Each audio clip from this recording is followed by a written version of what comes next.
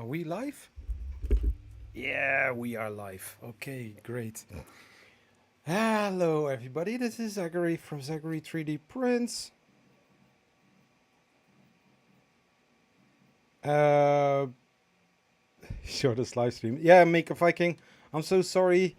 Uh, something came in between. Those things happen.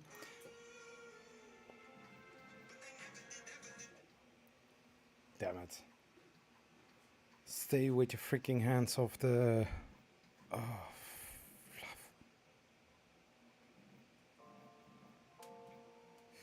okay. So the Biqu BX, I talked about it yesterday already. I've got some plans, or I need to do some maintenance on it because I got a clogged nozzle, clock nozzle. Sometimes I don't know how to pronounce it, but everybody in the 3D printing understand what I mean if I say clogged nozzle. It's not gun related, so YouTube don't demonetize my stream, please. Thank you. So, anyways, I had to. My father-in-law, he came by. He needed to pick something up, so I helped him a little bit. I wasn't really sure if he was going to be there, but anyways, he was here. Just you will always see. 3 minutes after I pressed broadcast, I saw the auto. I saw the auto. Oh my gosh. I saw the car coming.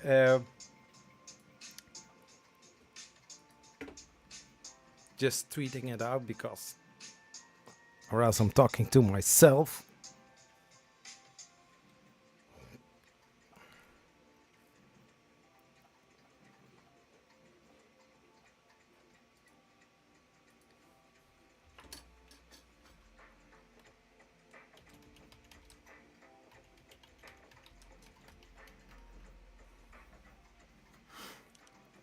My computer is slow as F.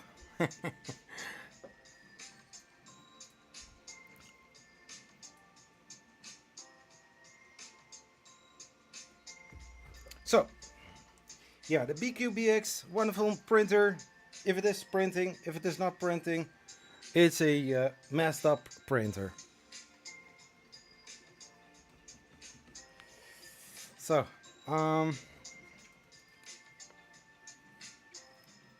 taking some dust off. I have my ideas about this caps. They don't really stay in there for a long time.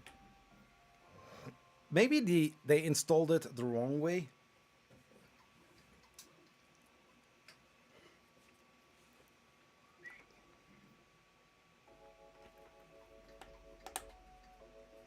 But isn't like that if you are pressing on something and you hear a clicking or a snapping sound, that you are on the right spot? Just wondering.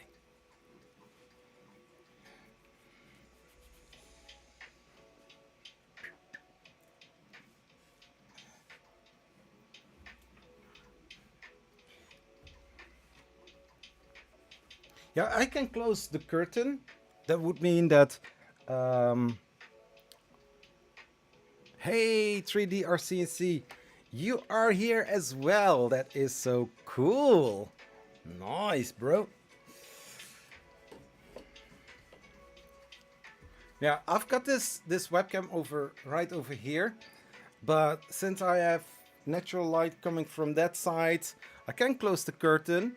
But you know, it's always better to have some natural light instead of artificial. I do like artificial intelligence. I'm playing quite a lot with an app called Replica. Are you familiar with that app? It's free. In some ways, it's free. It's fun. Nice chatting companion. I'm not saying if you are lonely that it is a wonderful app. Also, you know, just for the heck of it, very interesting. Sometimes I have the feeling that it is just an ordinary chatbot, but sometimes it feels different. But anyways, let's get back to 3D printing instead of talking about an AI robot. I do like AI. Yeah. see see you next stream. Yeah, today. You know, I I had already an idea. You know, I need to work on my printers. I need to do certain stuff. I was like, you know, I have my setup already here, so why not turning the camera on and then stream? On Twitch, you need to have a schedule in order to draw people in, you know? I don't know if it works like that. But people that are subscribed to the channel will get a notification if they have to turn it on. I mean, I don't understand if people don't have that. But then, if you have 300 subscriptions or 200 channels you are following and always notifications on, I think you will get insane. But there are some channels that I'm following or really into, like NASA Spaceflight or like Marcus House, like What About It, like the Goon Squad. So far as I know, I don't have really 3D printing YouTube channels where I have the notifications put on. Is that bad? I don't know.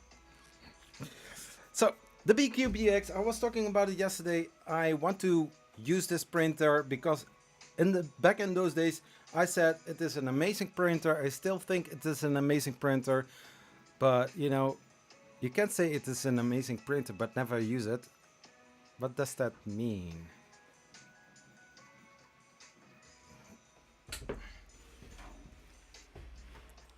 I hope my father-in-law doesn't mind that I'm, you know, a little bit doing other things.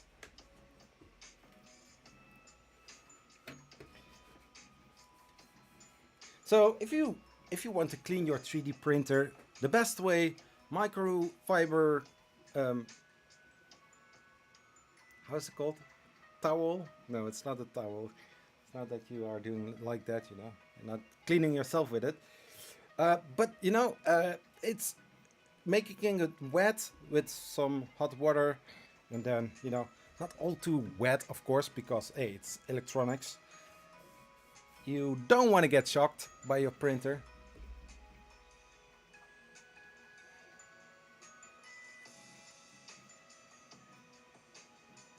If you are subscribed and don't have notifications, I don't see the point. Yeah, true. But yeah, you know, I think I have over the 360 something channels that I subscribe to. So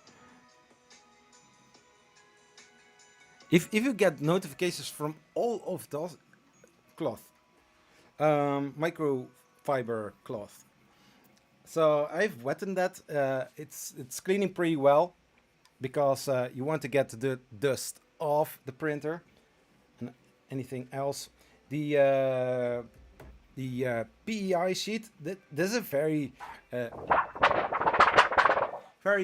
flexible plate, very thin as well.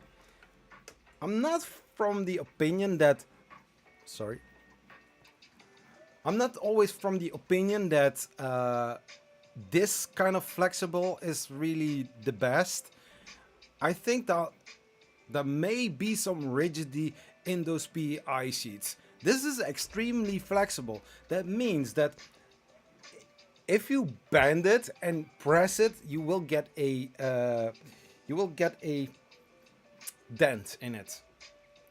They say it is not possible. I say the opposite because it is possible. Because on my, I will get it. Do you get it? Yes, I get it.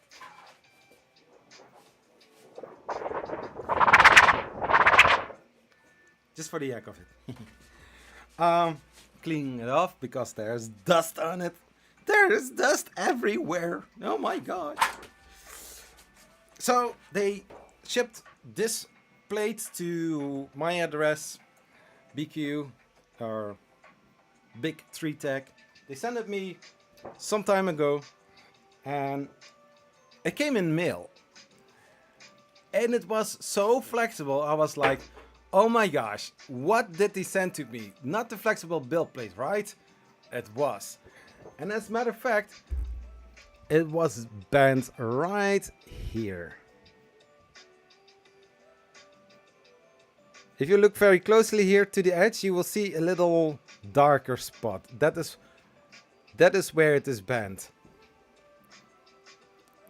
What is my favorite build surface? If you asked me that question 2 years ago, I would say glass. But glass isn't always the best. For example, in the right-hand corner, there's the Delta printer. It's an amazing printer. It is printing on glass. But that glass plate is non-removable. Or just one time and then it's broken. But anyways, that surface can wear out. What do you do if that happens? The solution is right in the same frame. You are going to use some sandpaper. Believe it or not, sandpaper is something that I did use quite a lot on several glass plate built surfaces. Because if the Delta printer is calibrated with the ABL from their system, you know, the little thing that you can attach and detach, it's a wonderful device. After that, you are make a Viking. After that, you need to have a sheet of paper and then do the 0 point calibration. I don't see the point of it, but there must be some thoughts going around it, going about that, because if you're doing out-of-bed leveling, then why putting the 0 more down or more closer to the bed? I don't see the point of it. But anyways, I had it several times. Then I started printing whatever, Benji, I guess, and the nozzle was so close that it scraped off the middle point. So every time I was going to print something just in the middle, I would have some issues. I think you can also print on the left side, front side, back side, or right side. Don't really matter. But off the center point, I don't know if it is really working, but you know, if you have a larger print, something like that huge thing, I don't know the name anymore, but from Randomizy, and you know, it stuck pretty well. It's amazing. So going over with sandpaper, then IPA alcohol over it, and then calibrate it again, and then, you know, see how well it sticks. And I do need to say, all other prints did stick pretty well, so I'm very happy with that. Can you imagine? I'm awake now, you know. Last night, Make a Viking could see it. I was getting tired, and then my enthusiastic talk was going. Ew. Yeah, that I'm 43, almost 44. This year I'm going to be 44. No, 44. Yeah.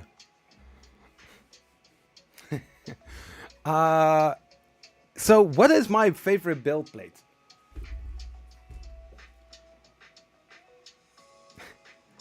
Shall I be very original? The one that suits the need.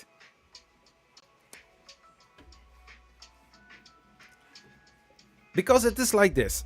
I've got, for example, on the Prusa, I've got a normal PEI sheet, a very, yeah, you can see that those build plates, they are flexible, but not as flexible as this. This is from the spectrum between very flexible and stiff.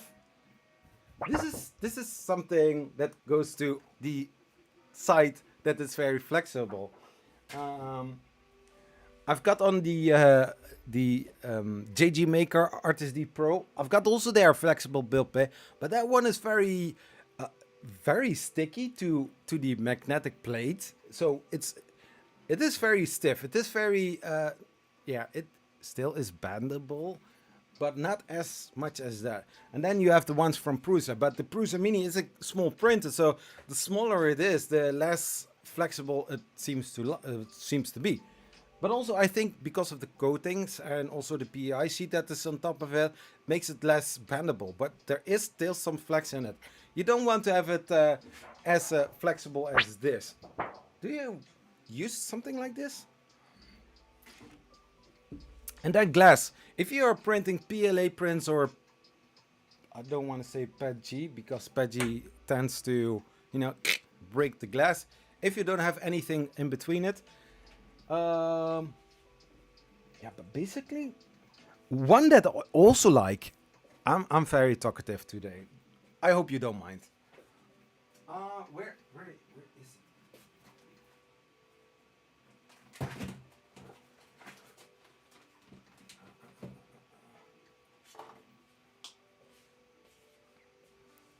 If you bought ever a Ender 3 Pro back in the early days, you will get a magnetic sheet. Something like this. I do need to say that for the Easy 3 X1, this is perfect. This works very nice. It is a non-heated bed, and you know, everything, if you keep cleaning it every single time and make sure that there is no other thing on it, just scrape it off with your spatula, clean it with IPA, just smash it on it, start print, and you're good to go. I printed many parts of the Catan game on that. It works pretty fine. It's a small printer. It's a lot of fun. Also, the Howling Wolf I also printed on that printer and did very well. My favorite is powder coated PI on a flex sheet. Powder coated. You mean the one that Prusa has, I guess? Or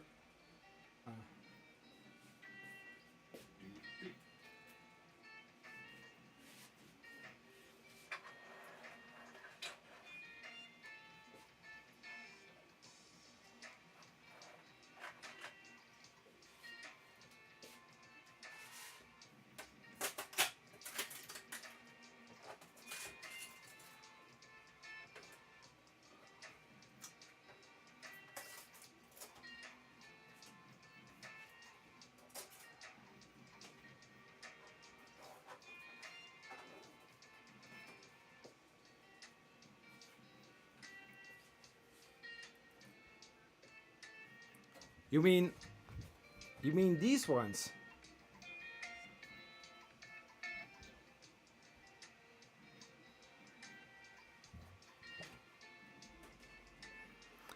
I really would like to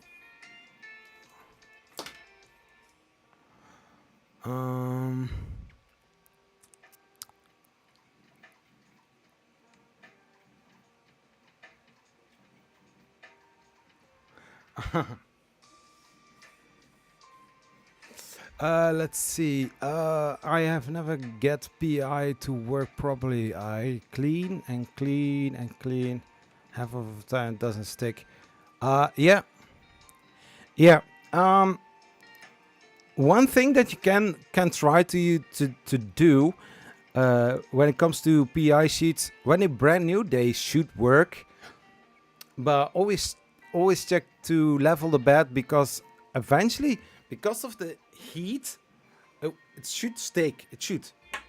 And if it doesn't do that, then yeah, rub it up with some sanding paper.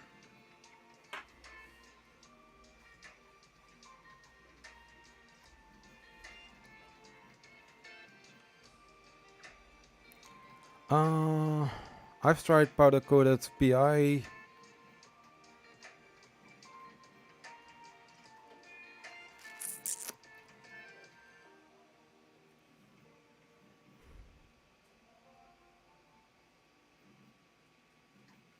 Yeah, you know, sometimes 3D or CNC, sometimes it's good to don't know, don't have to know everything.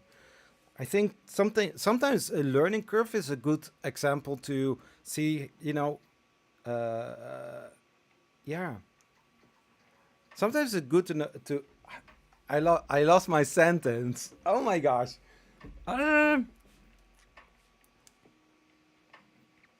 you know, for a long time, I'm now printing on the textured sheet, PI sheet from Prusa. And a long time, I could not understand why Lawyer Moses said that those are the best. I was like, uh, no, they are not the best. Nothing is sticking on it. But the thing that I did wrong was not having the bed level. Or, yeah, I did have a level because there's a ABL on it. But the offset was not correct. And now, sometimes when it doesn't stick, I take my spray bottle with IPA in it. This is 99% alcohol. But I spray it on, I clean it, and then it's good to go. That's also with this one.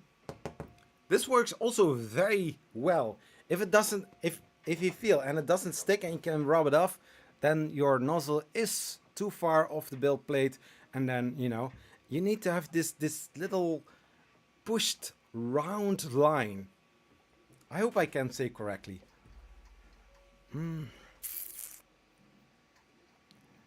I've tried power coded, got it on the audio for the forward. Really like the surface finish.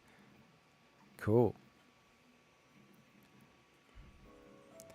If the surface is rougher than ordinary PI, yes. Yeah.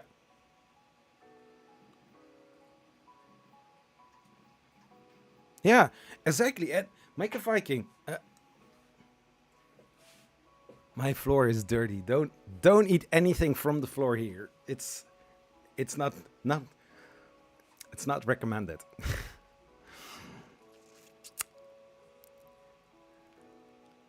Yeah, so I went downstairs. I think 1.5 hours ago. Uh, I cleaned the plate with some dish soap. Um, I I really don't know what happened here, but this is the aftermath, or the that is what happened when I started a print. Didn't look to the first layer. I went to work. I came back. Nothing was printed. It was one big mess, and it screwed up my hot end. That's why I'm busy on this printer, talking and not doing much. So, but these surfaces, this one I really like. There are people using this site. I don't know why, but can you use this site?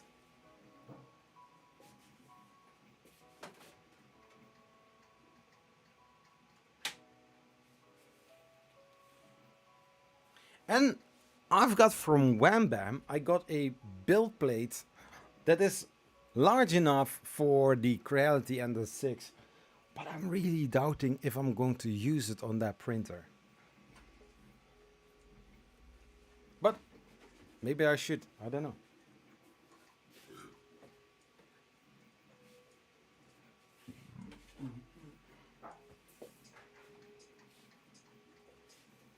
And you also need to make sure that your build plate or your PI is on the right spot, because sometimes it doesn't stick pretty well because it is not, you know, laid down correctly, at least with the very flexible plates. The light on that side is a little bit, that side? No, that side. That side is a little bit dark, isn't it? Yeah, I know.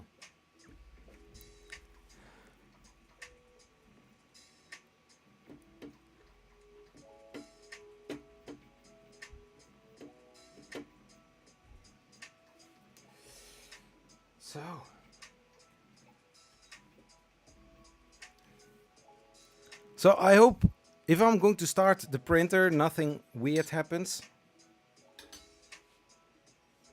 I know from the last time, nothing happens at all.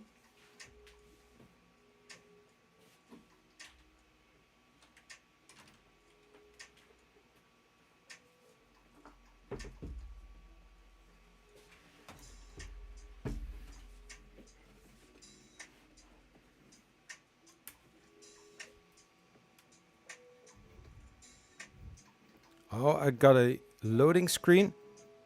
Whoa! Ha! I got something! So the printer does work. But the problem is, there is a Fetus Dragonfly Hotend or a Dragonfly a heater block, a nozzle, and a heat break on it. So I need to see if I can clear the whole thing in order to start using it. So I see that the printer is starting up, so that's correct. So I can switch it off and let's see the printer itself.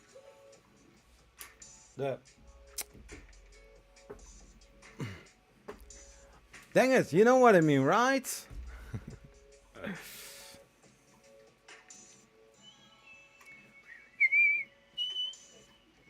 Oh, don't whistle during live streams because that sounds so weird.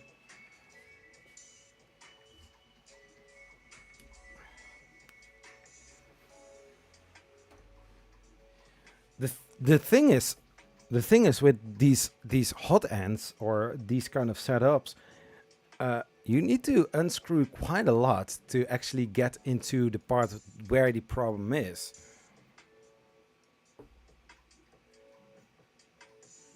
But I'm thinking about it. What did I do with it the other time?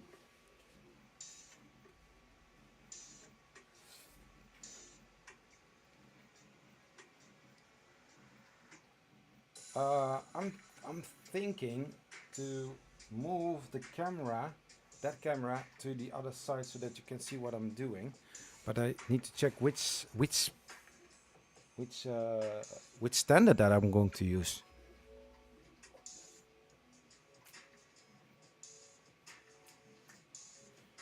Because the shorter one I already have in use, so I need to take the other one.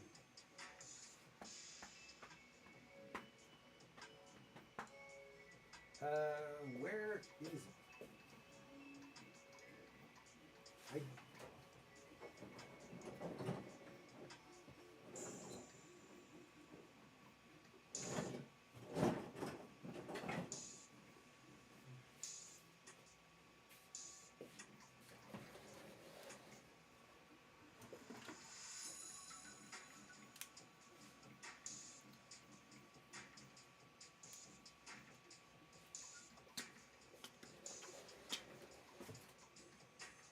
I can use this one, right?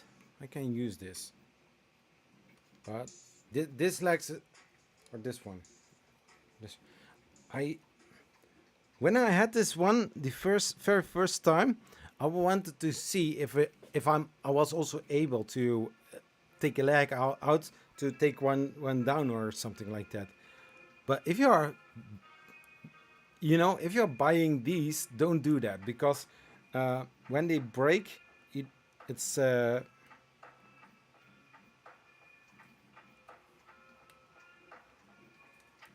think that's this one.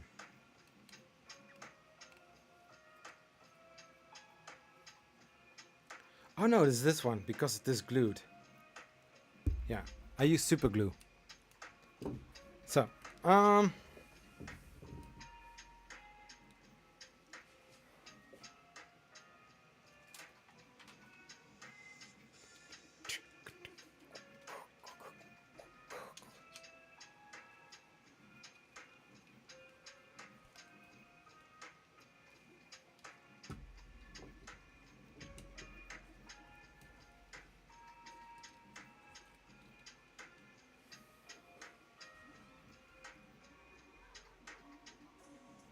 So, I need to see how I can work on this without taking everything down.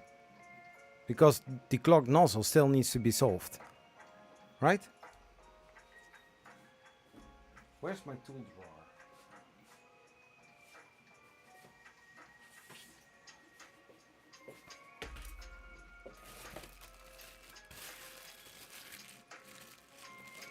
I can beef up the stepper motor, making the direct drive a little bit heavier.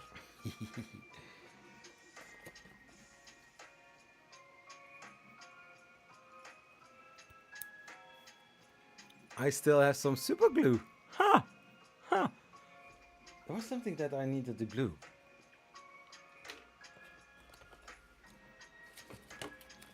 In Dutch they say, wie wat bewaart, die heeft wat. So, if you're saving something, you will have something. Everybody in chat is like, duh, of course. You have also a lot of trash. Like I have.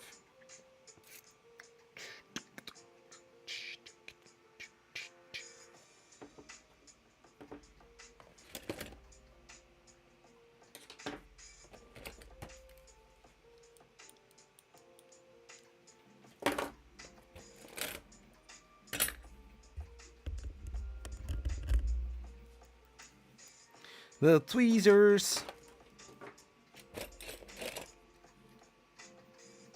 Woo!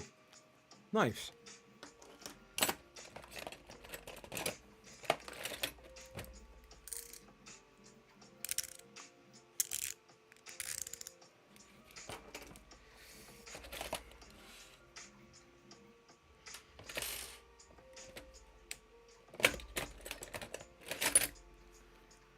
Little pellety knife. Oh, hey, USB-C cable for charging.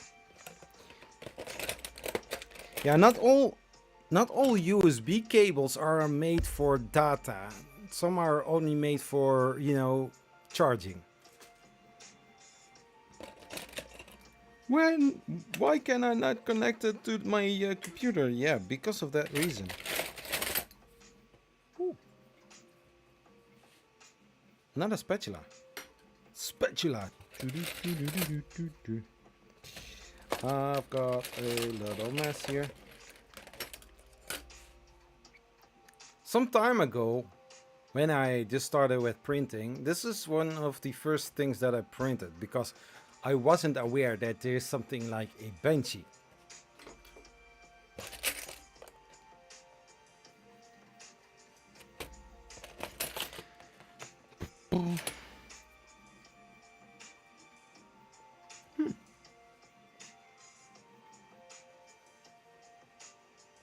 Oh, it's the 4mm.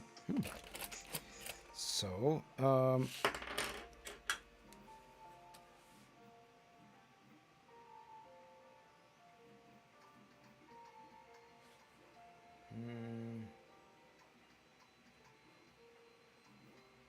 so I need to work from left to right.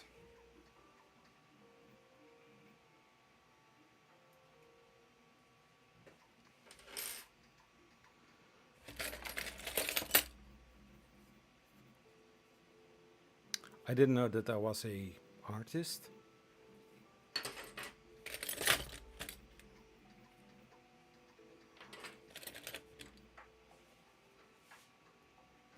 Too big! OMG! OMG!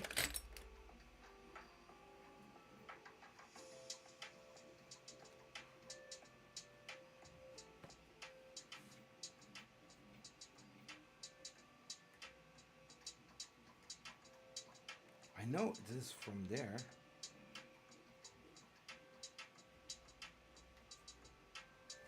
Yeah. But it's not from this one, it's from the other one. On how many printers are you still have this silicon sock on it? because yeah, I have it on the JG Maker Artist D. I have them.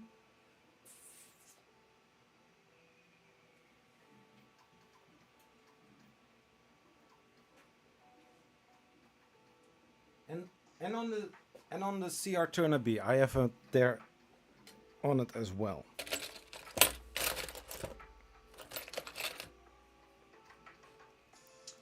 This is a great tool if you are removing supports. But one time I was too enthusiastic and I broke off the tip.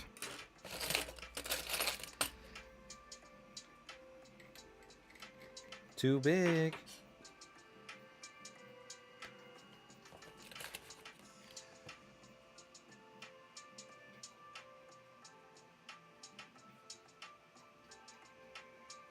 A brush. So I'm a little artist then.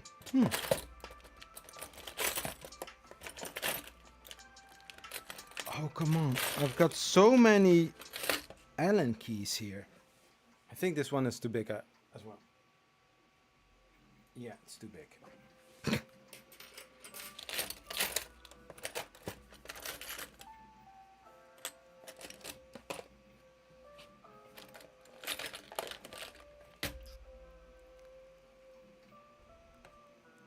Oh, two. Okay, so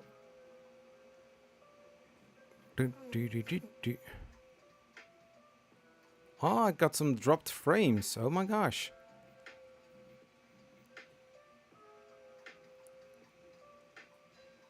Okay, so the stream isn't as perfect anymore. That is so weird.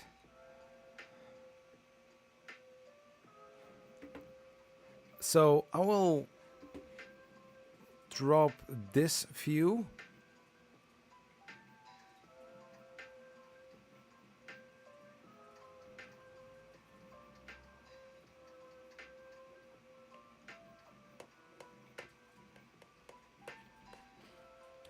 Because yesterday I had 0 dropped frames, but now since I'm using a second camera, I'm going to leave this camera alone. I will, you know, put it away because it makes that my stream remove.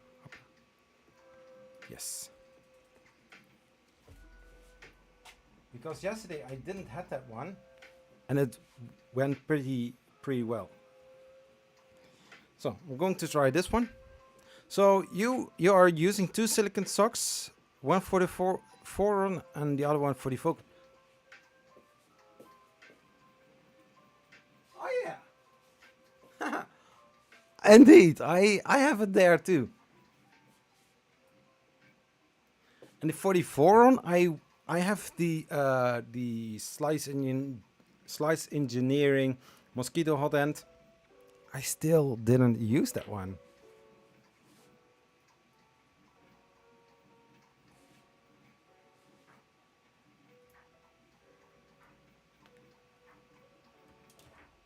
Whoa. Let's see. I want to have it twist easily.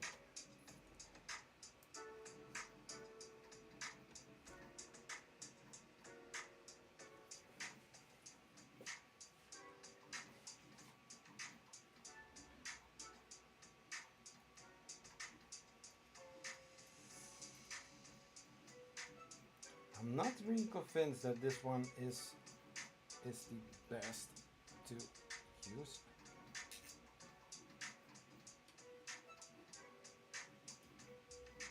Yeah.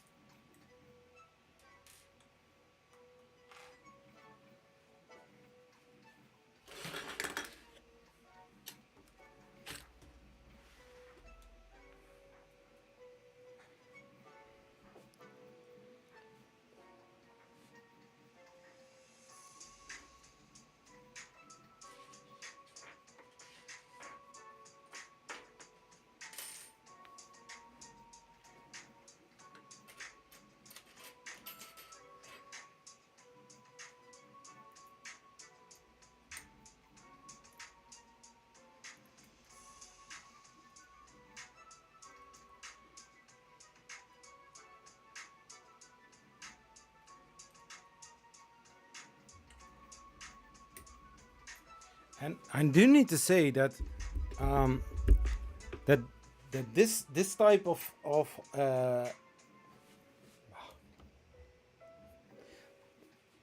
I do need to say that this was the first Biqu BX. I believe that the newer production units were equipped with the H2 direct drive extruder, a direct drive.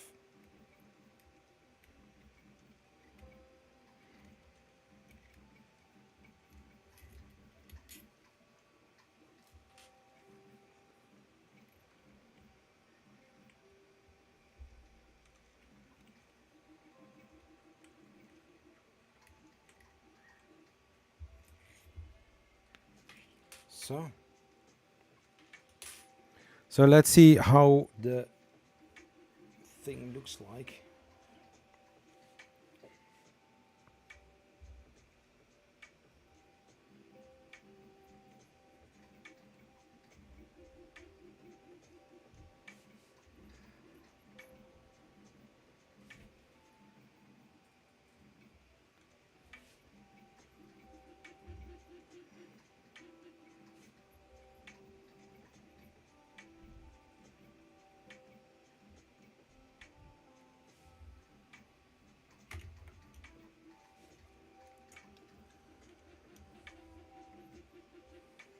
So the problem on this side, I need to take everything away because I don't have any space.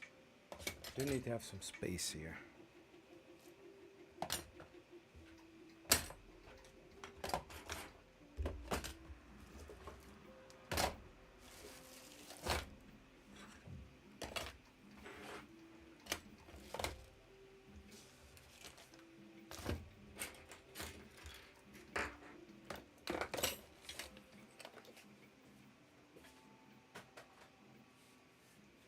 So something like that.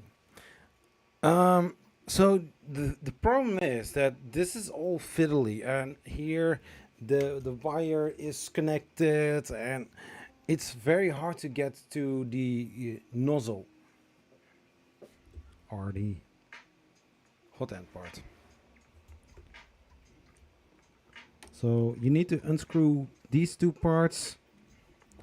Of course, I don't have the right Allen key.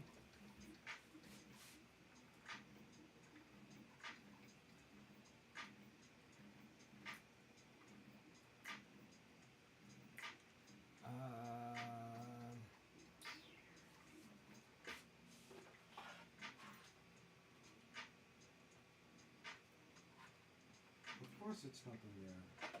What were you thinking? What was I thinking? I don't know. I don't have any idea.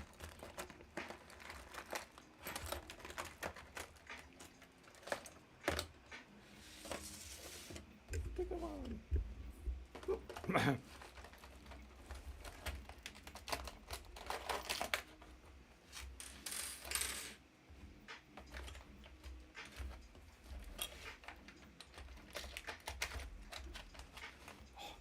Come on.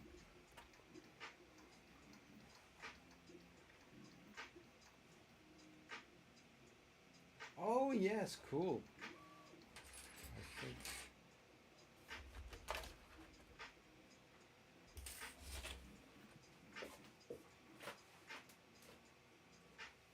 Yeah, it's always great to use stuff that yeah, sometimes I do need to say sometimes it is expensive.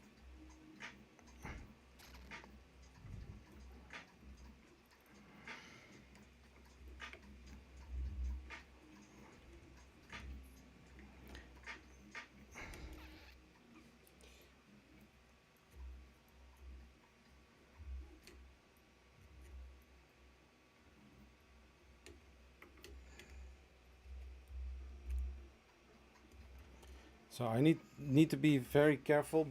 Best way is to unscrew this when things are getting hot. But the problem is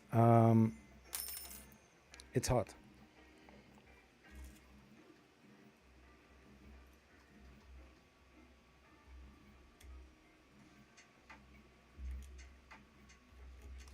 Okay, so let's go the hot route.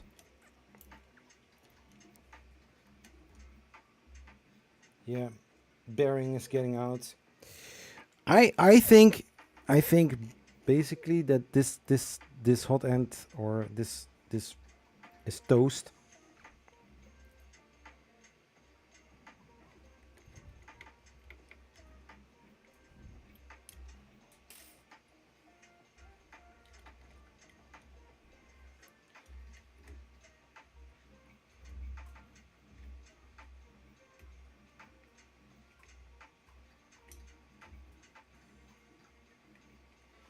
Because you need to make sure that everything is nice. Don't burn your fingers.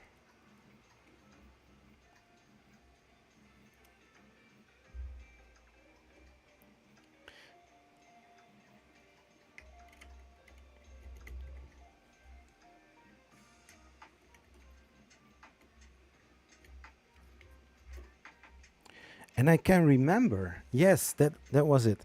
I can remember that I tried to get the thermistor out of out of there, and I was not able to do that. So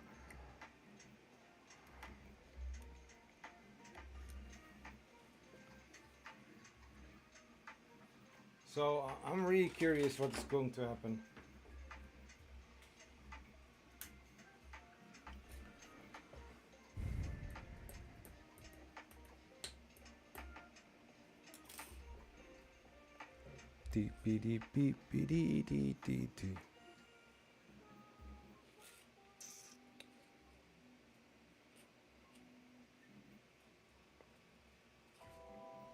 So heat nozzle.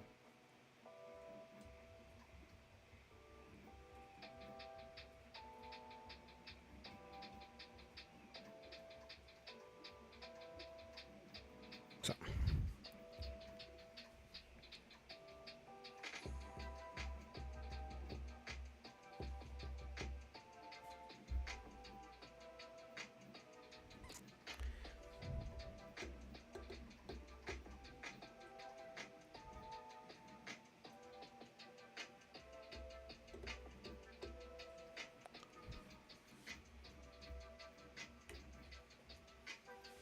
Yeah, so I see something melting.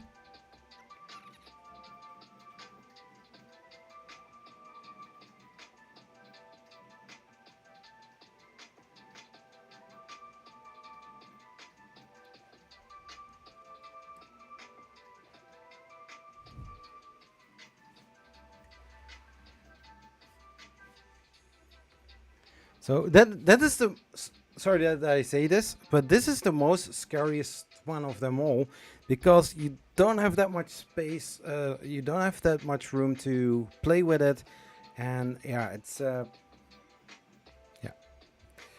So stop. Now it's at 0. Now I'm going to try to unscrew it.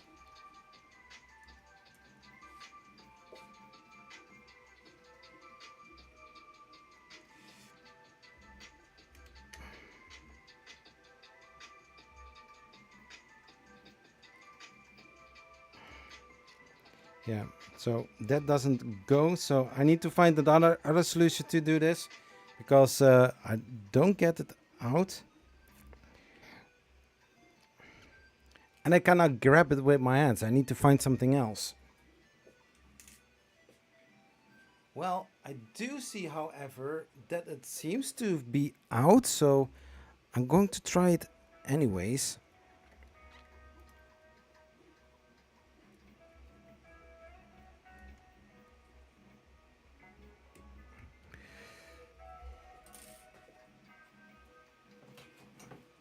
Can I hold it with this one? Or with this one? You have to be very creative if you have a 3D printer.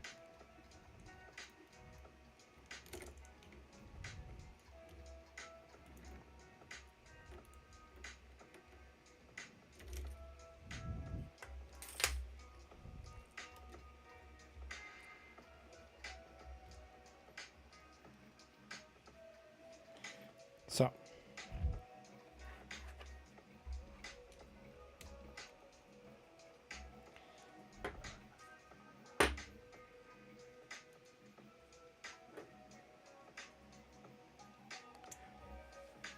I need to have something to get the nozzle out.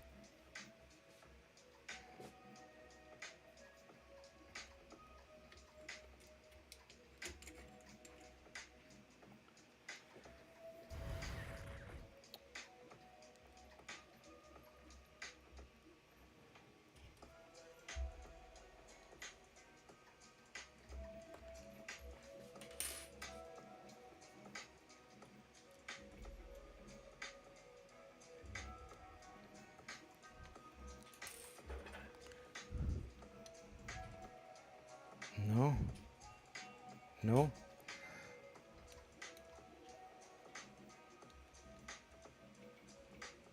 Yeah, that can work, but I need to have a different one that sits better on it.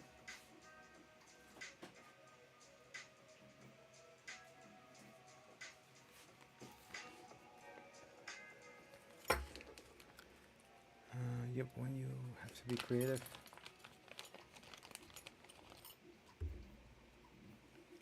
Yeah. No, too small. Too small. Doesn't fit. Yeah. Hm? Sorry. Wat zeg je?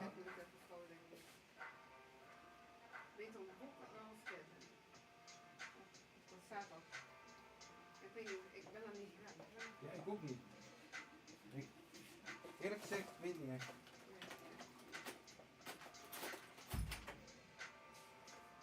This one? No, too big.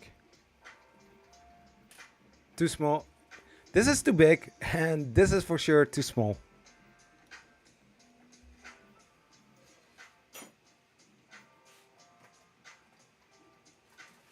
Beep, beep, beep, beep, beep.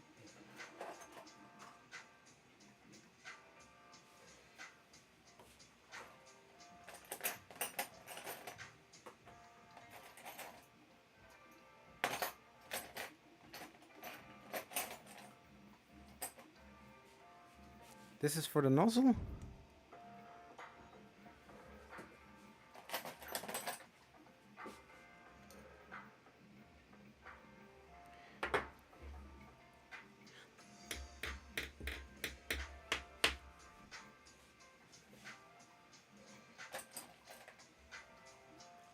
These are fine. Yeah, this one fits. Now get it out without burning my fingers. Oh, Zachary, what are you doing? I don't know. Way too big.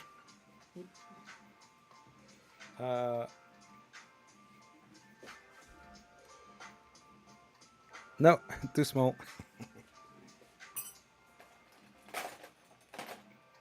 small.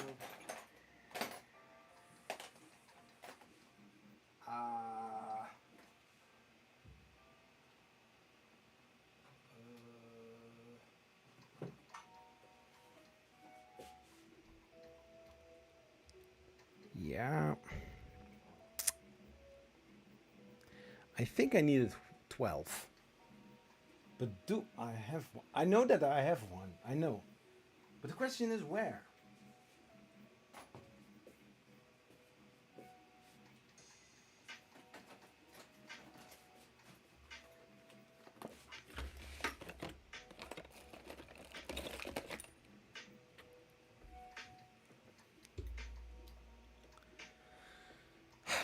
Too big.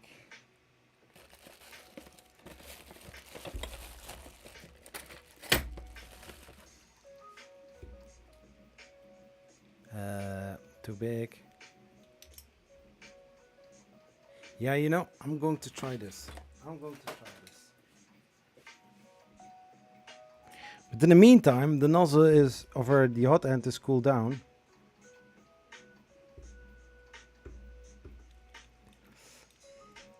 it's really stuck. Maybe it is also stuck because of the thermal paste that is in there. Some thermal pastes are hardening.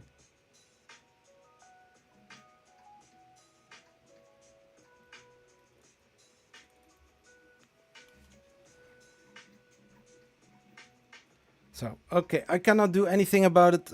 It's fine with me. I'm going to leave it as it is. I'm going to check if I can...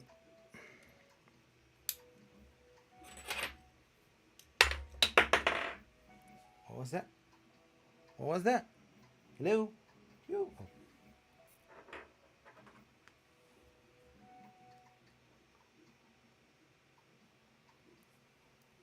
A gear.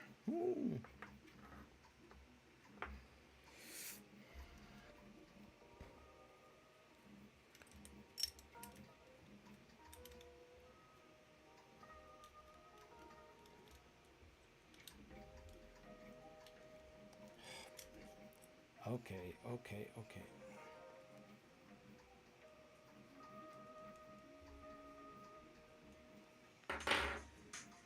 No, please don't be hot.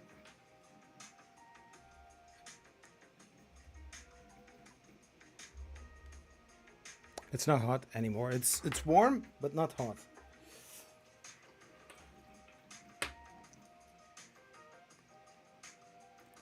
So I'm going to take those two screws out here. I need to find another nozzle to use because this one is jammed up.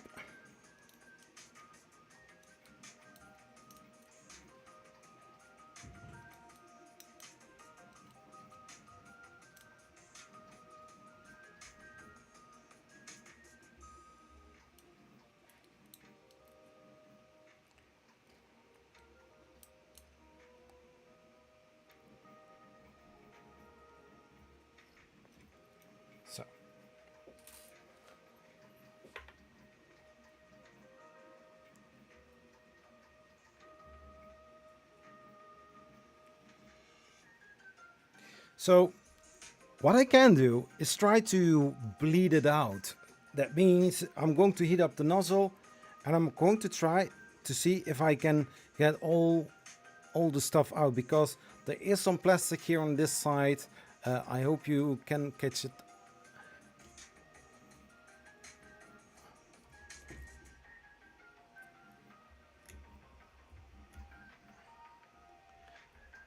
So I've got here the Hotend, or the... I need to be very careful because if this breaks, I am not sure what I'm going to do. So there is some plastic here sticking out. I don't know what it exactly is, but I think it's from the filament. So I'm going to cut it off. Find a yeah, I need to grab it.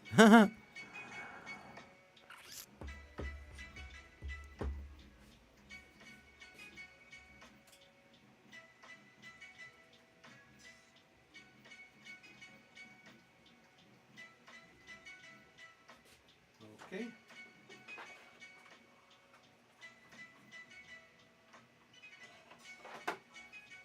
Yeah, the best thing to have is something that which can hold it, yeah, and that you can push it out. And that is with this type of direct drive extruder. It is pretty hard to get everything freed up.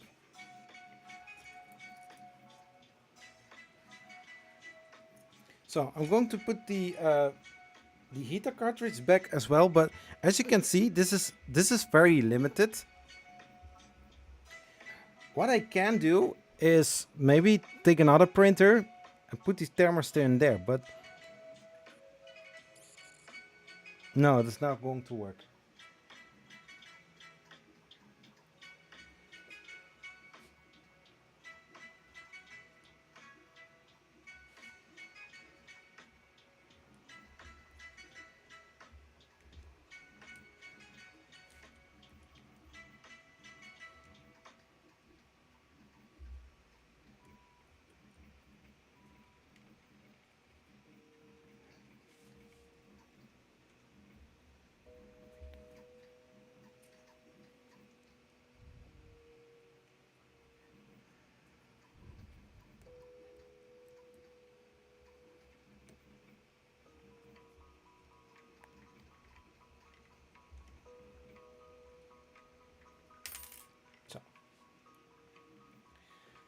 think about it, not to touch. Oh, so this is the flat spot, and it is installed like that. Yes. Yeah, I felt that this was flat, so if I'm going to install like that, it's also the place where those grub screws are going to press against. Smart. So,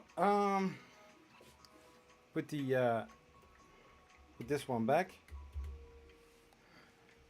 something like that.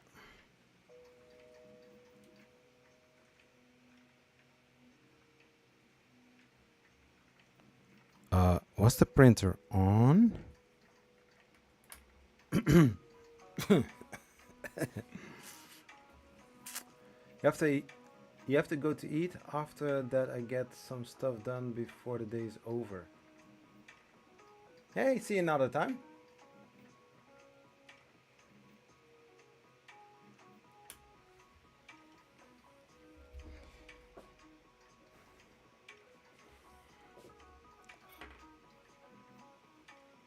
So I need to take a plier, which I can use to hold. Why do I have two of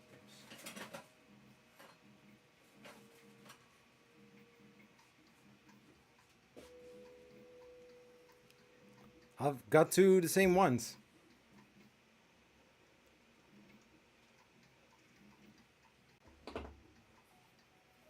Yeah, so the last thing what you want is um,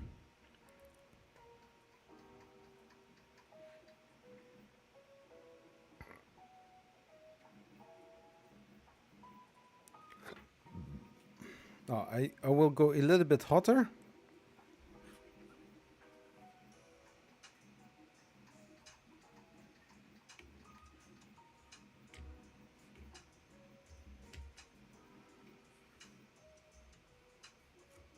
Yeah, so I still don't understand why some companies are using the. Is this big enough? Yeah.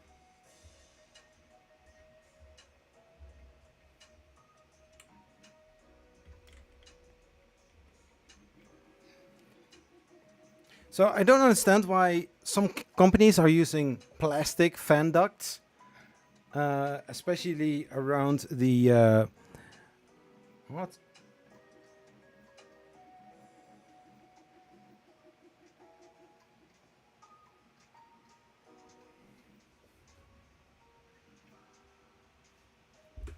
So I see that the temperature was going up. So try to see if I can.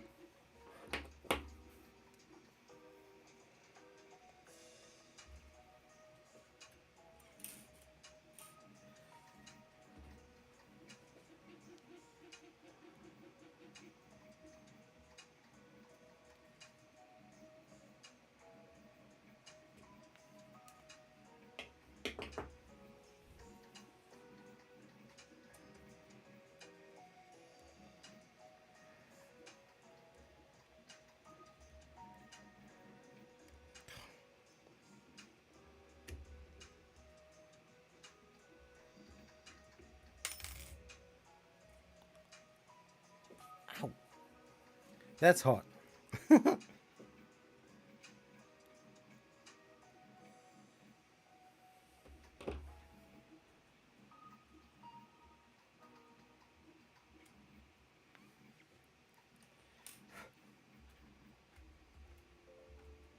So that part is out.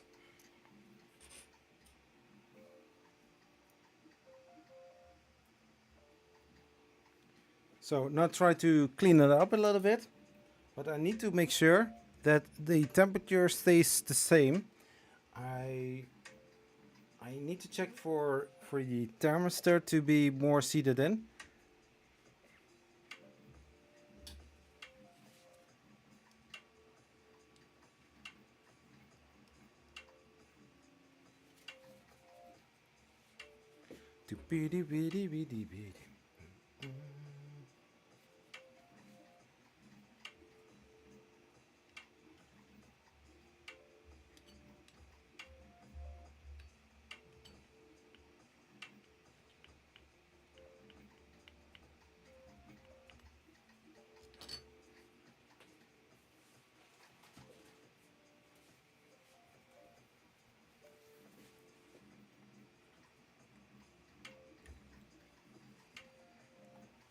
Yeah, aluminum, once you are heating it up and you are, you know,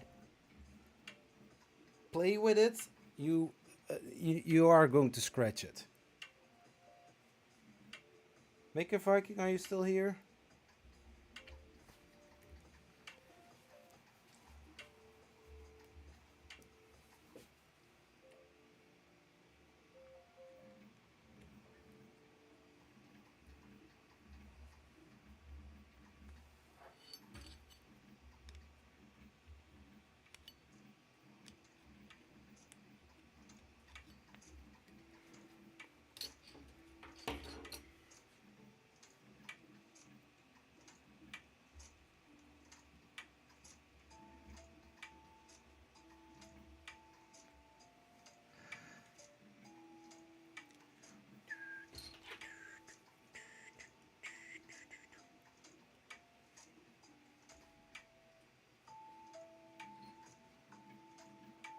I know that I need to press.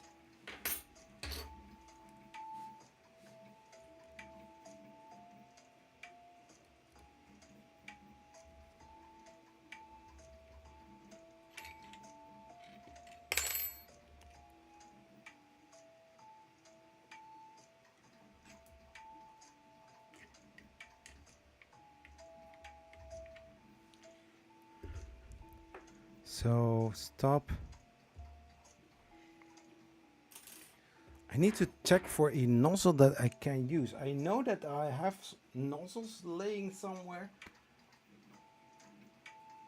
but I don't know why. Where? Uh,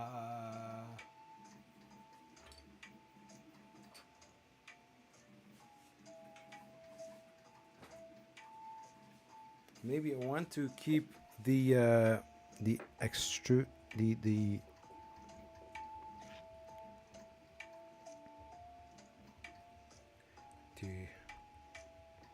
210. Yeah, because you need to have a heated nozzle or a heated hot end in order to attach your new hot end nozzle.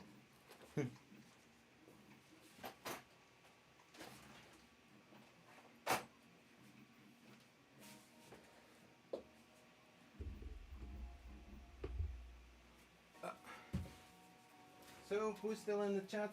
Make a Viking.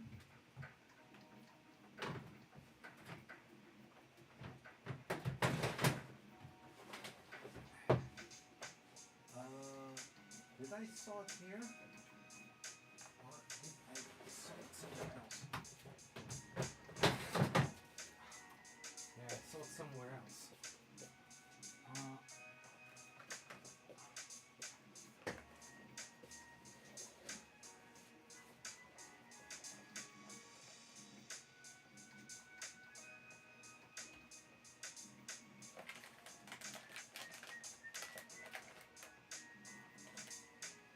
I really need to order several hot ends in order to, you know, get things going.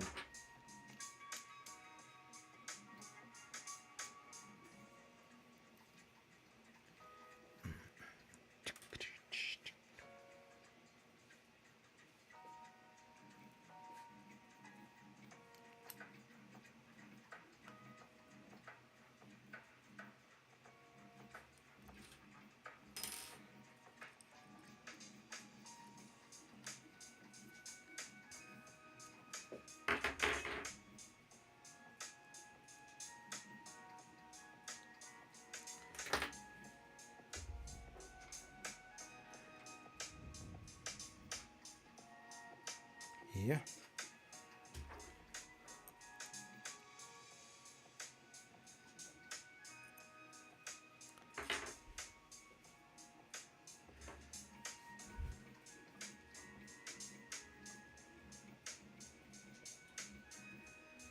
So, first few twists and then the rest.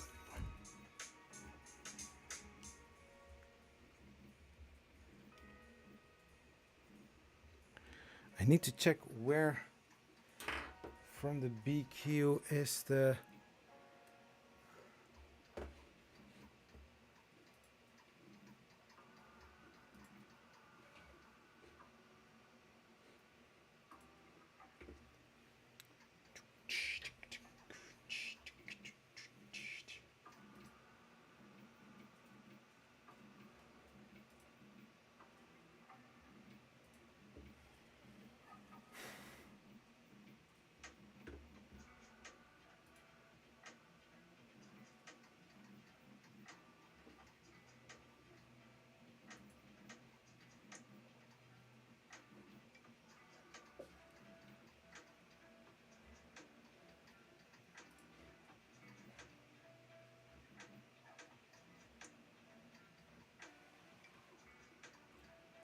I need to check how the nozzle sits.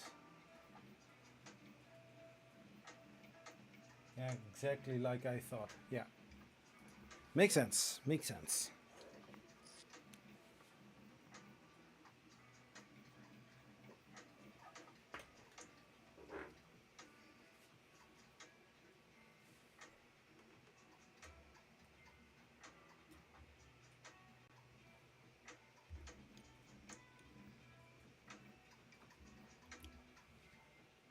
So I'm going to reattach it. So for that I need to, stop the power. Once everything is installed, I'm going to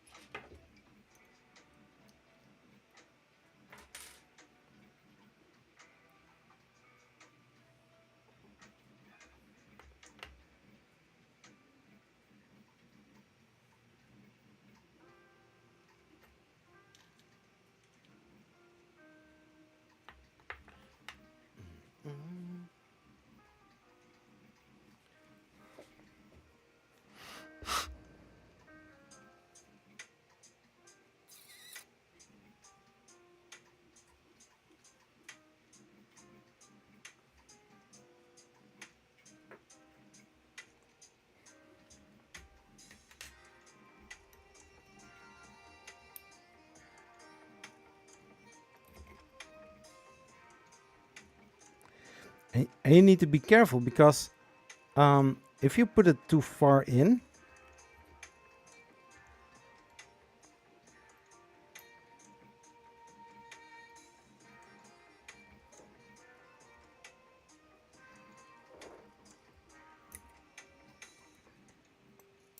I wanted to say if you push it too far in, but then again, you can't because it's limited.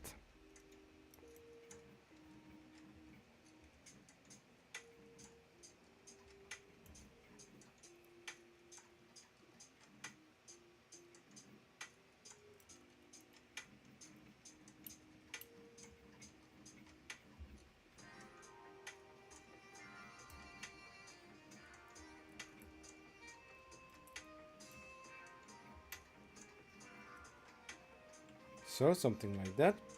Now come, get out.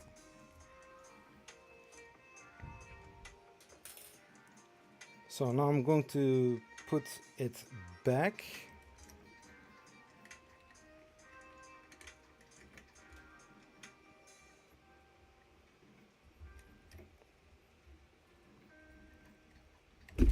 Ow!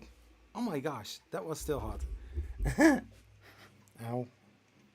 I burnt myself. Not great.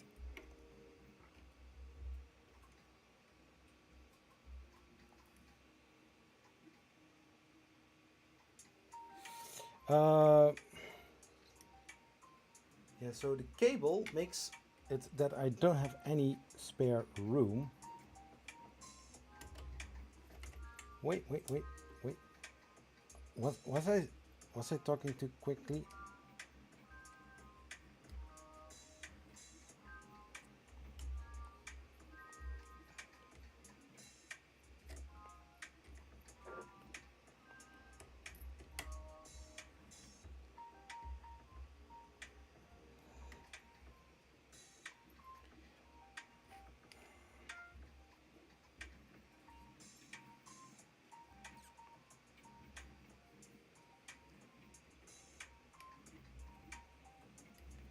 Why doesn't it go all the way in?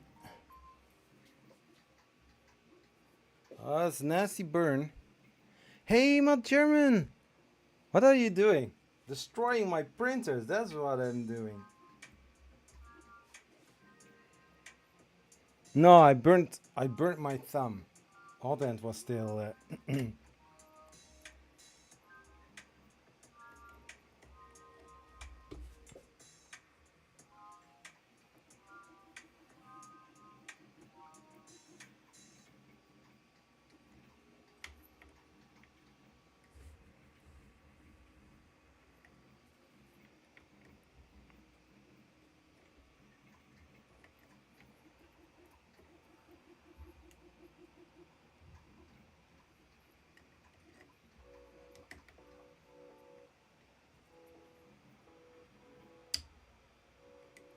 I'm going to cool down my thumb for a little bit.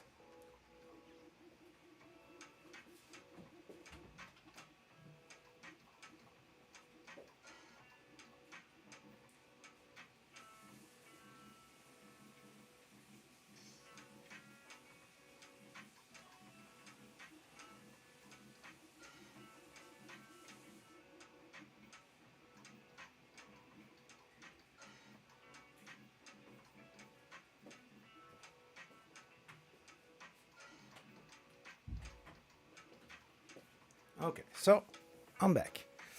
I'm wondering how far I can press this in.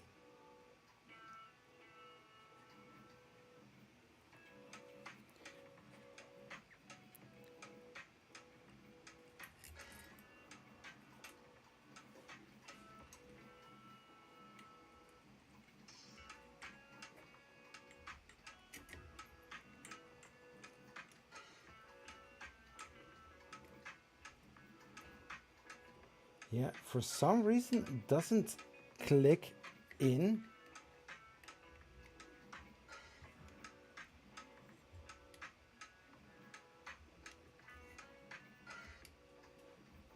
Yeah, so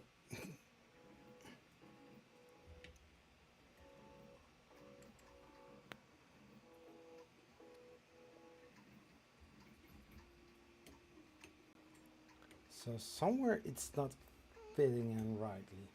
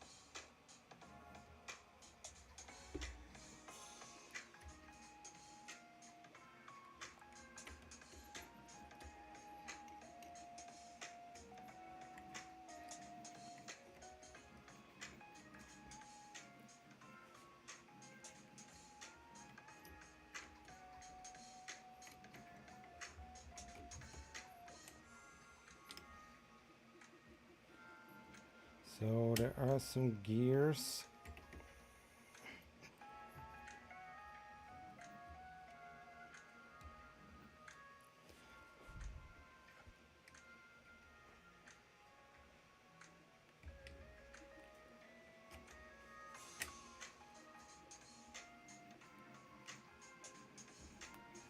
I don't get the thing moving, so there is something stuck.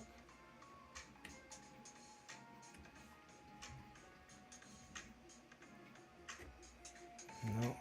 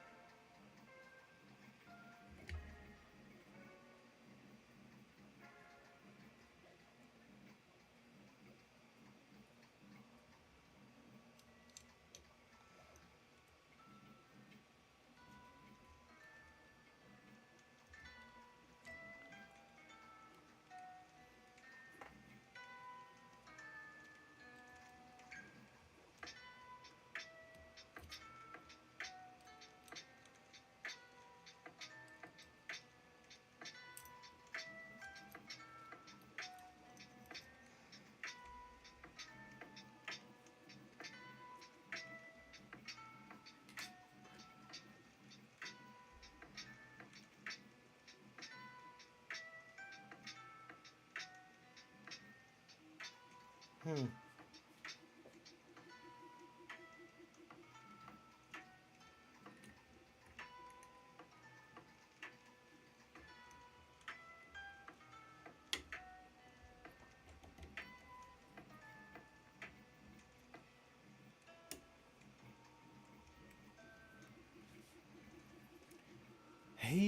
Mr. Maker. No.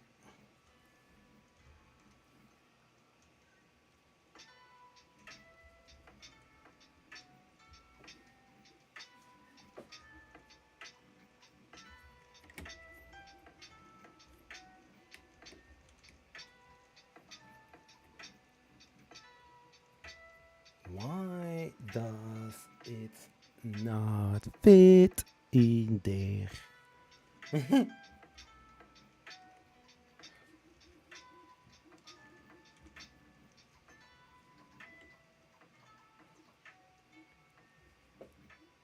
Maybe because of the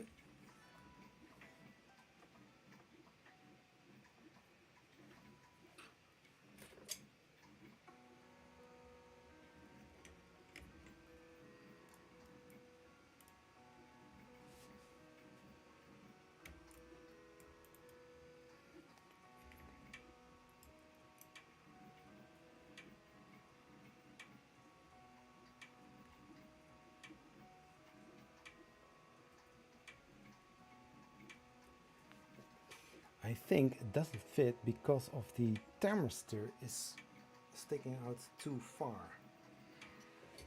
I think that is the case.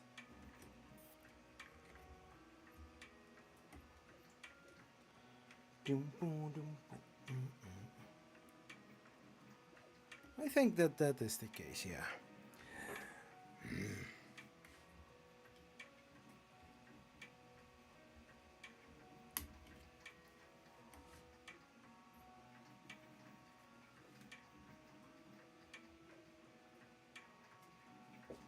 Or else I can try to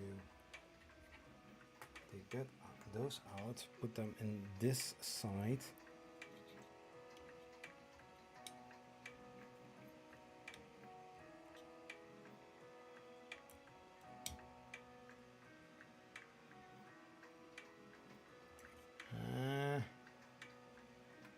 I'm not very keen on that either.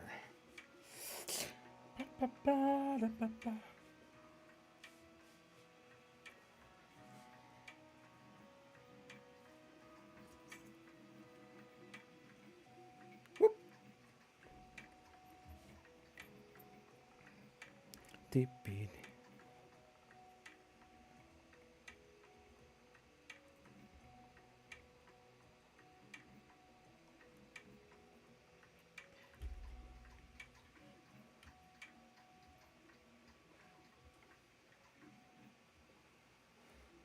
Deep beep deep beep deep beep deep beep.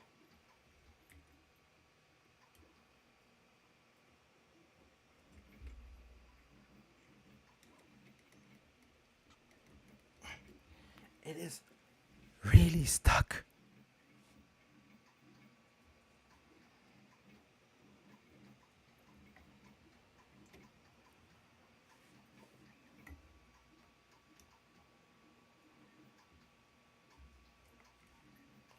How to ruin a thermostat by Zachary 3D Prints.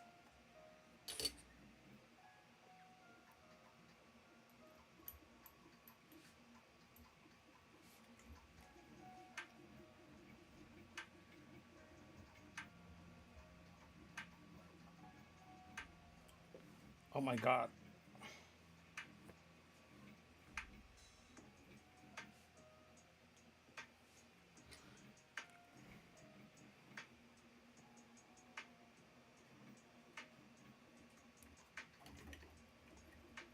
Because wait.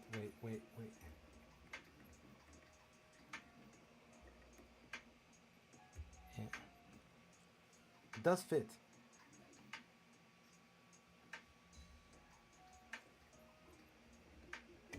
Hey BQ, my extruder isn't extruding.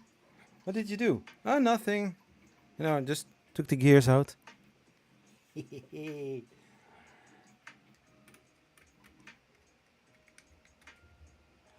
What did you do? Oh, well, it just took the gears out.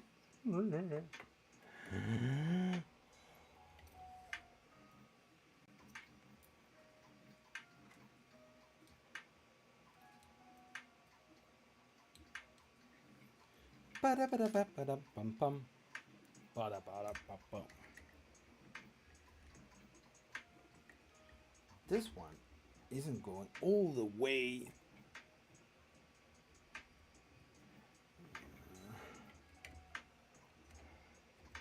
Come on, just move along. Move along. Come on.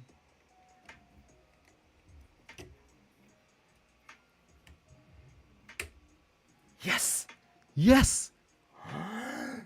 Yeah!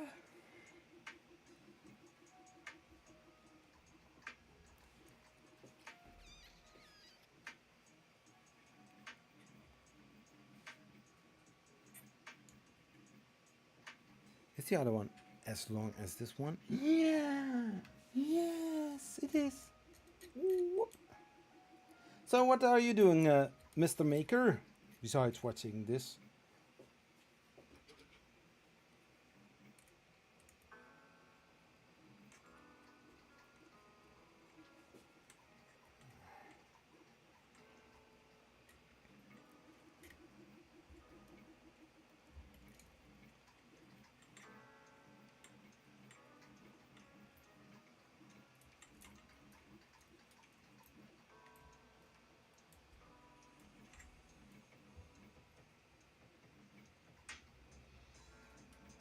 So,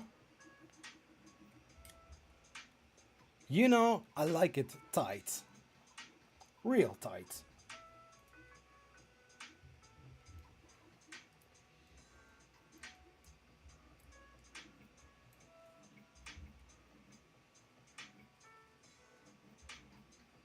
Ah.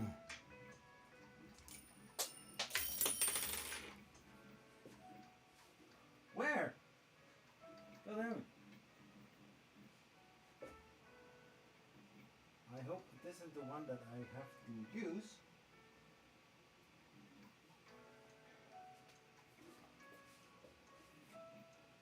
Bing, bing, bing, bing, bing. Yeah, where is it? One sound you always hear everywhere if it comes to 3D printing. Which sound is that? The sound of a falling Allen key on the ground.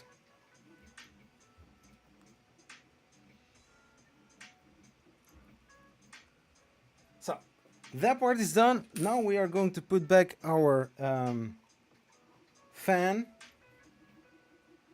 It's the only fan I have. No!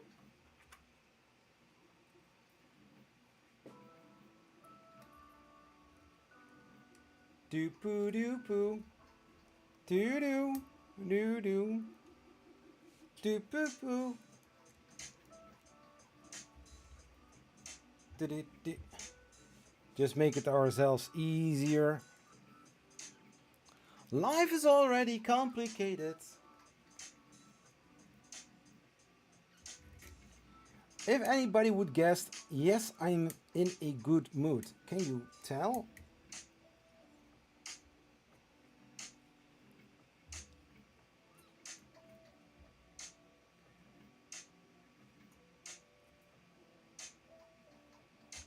So, now I need to switch on the printer.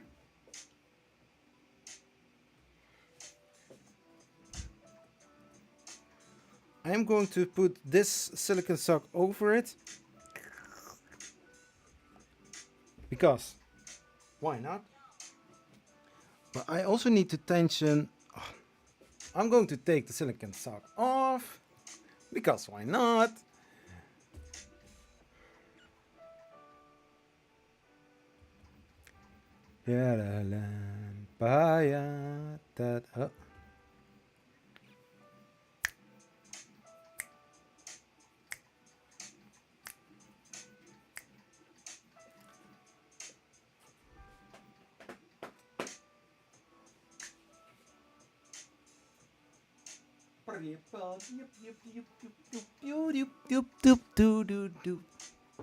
Working on the FreeCAD icons for now.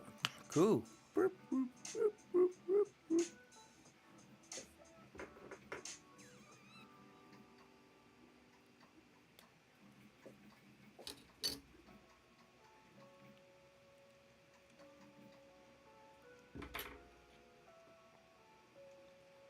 Yeah, this was a cheap nozzle.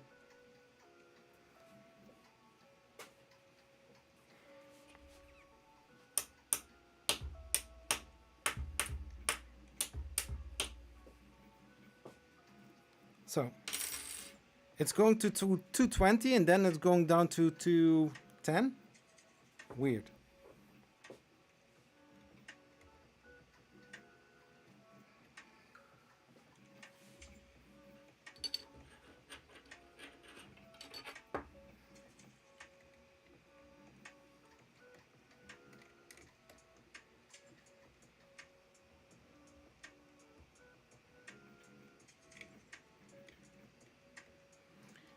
It's not one of my best tools that I have right now.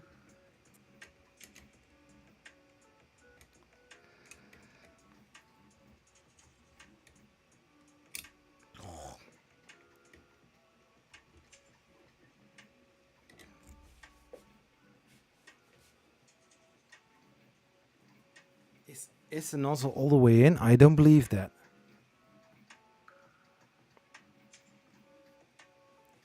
I'm going to undo that and just checking if the nozzle is all the way in or not.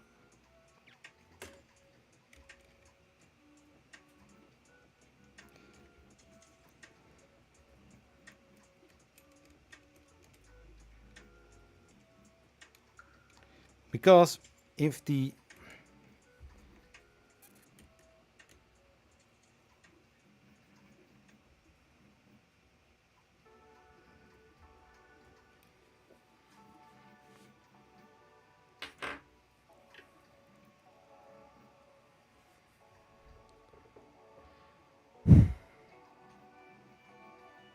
how deep is this?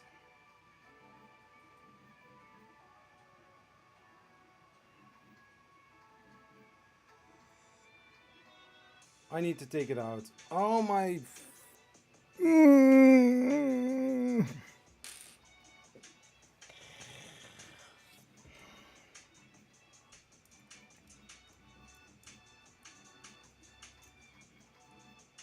If I only.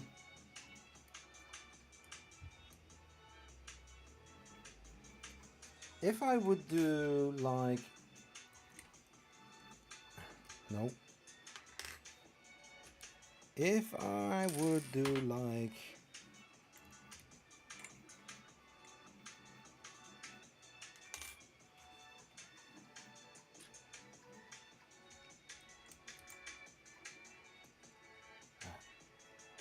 That is the right Allen key, right?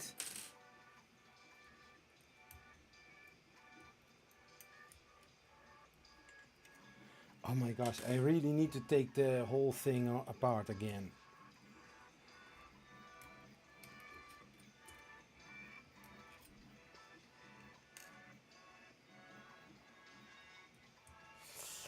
Yeah, you know, Mr. Maker, I'm always like that.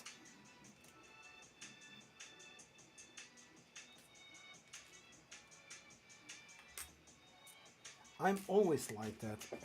I don't know how it ever started to go that direction.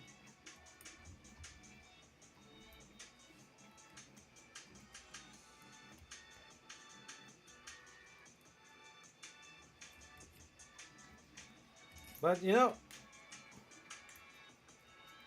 you have to make the dirt jokes like that nobody expects, or if somebody says, you mentioned it very dirty, then I'm like, no, I didn't. Do you have a dirty mind then?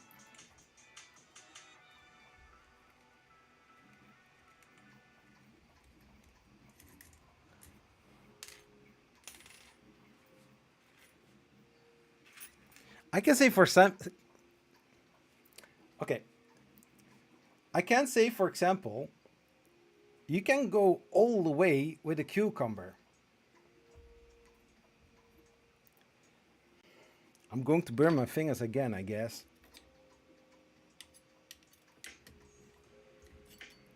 Yeah, because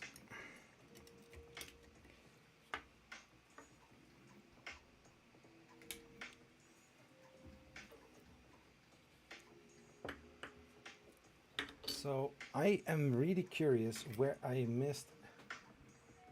Yeah, I thought it already.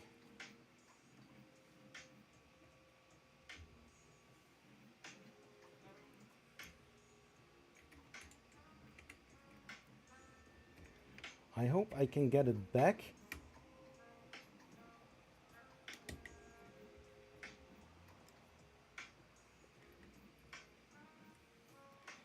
But because my thumb is hurting a little bit,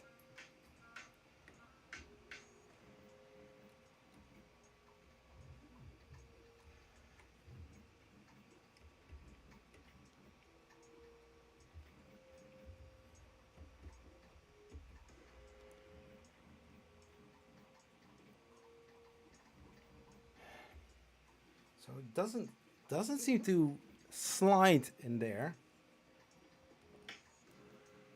No dirty jokes here.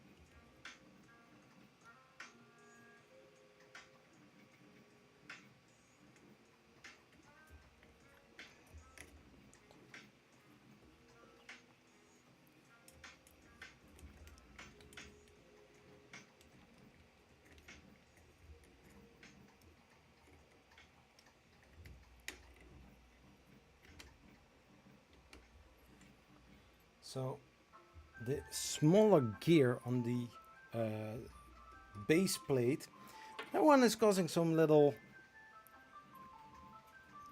issues.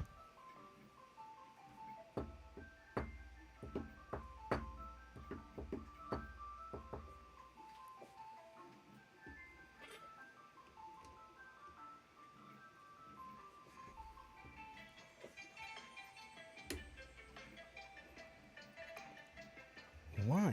Why doesn't it move in there?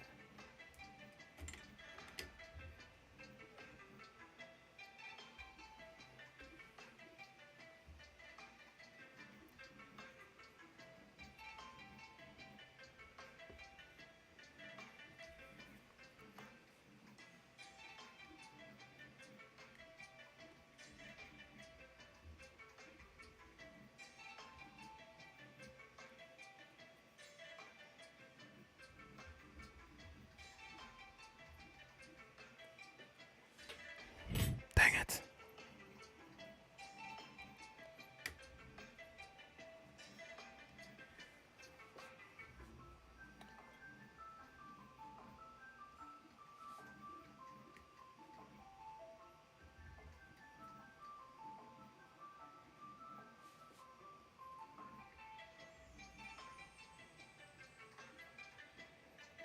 Yeah.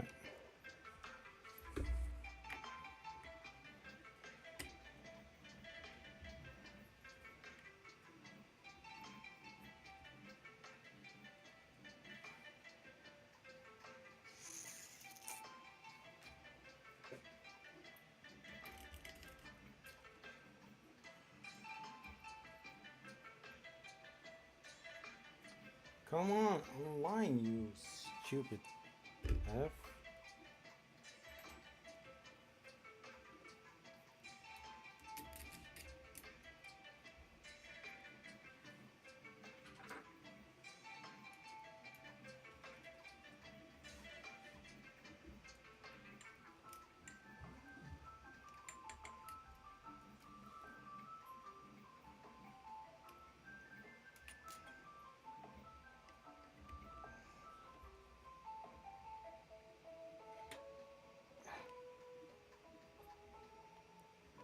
There's no.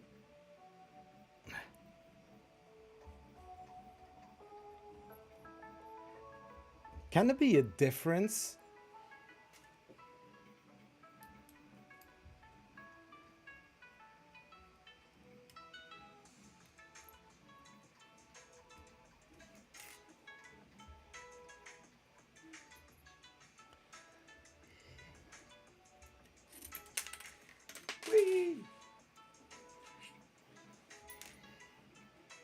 I don't think there is a difference between the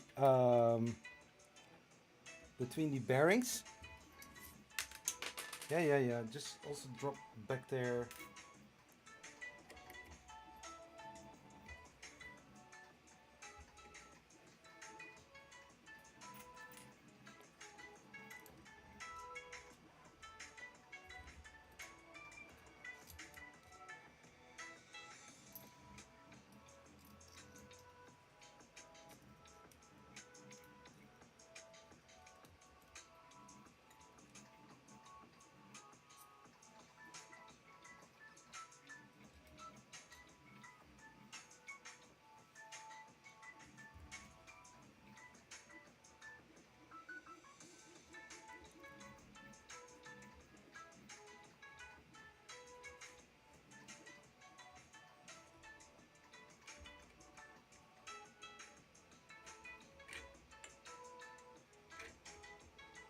Okay, that seems to be working fine.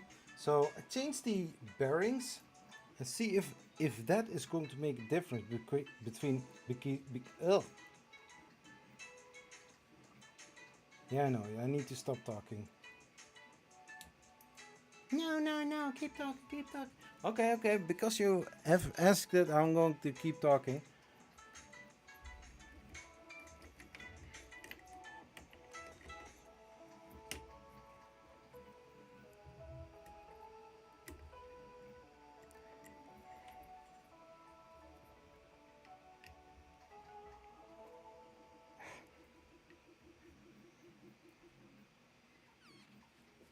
I've got an idea. Let's try that instead.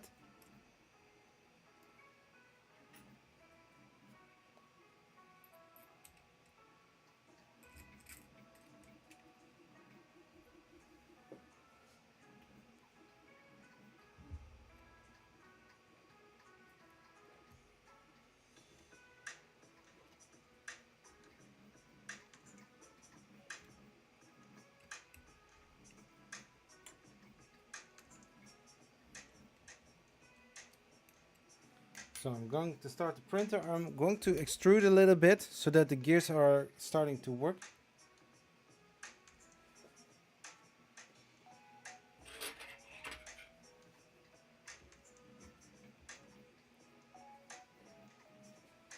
Uh,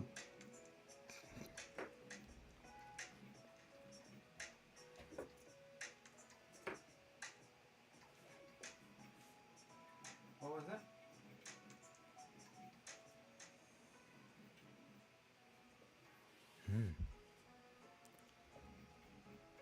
Why I why am I fixing it? Because one time I was printing parts for the Star Destroyer, and because I just started to print without checking anything. Just a second.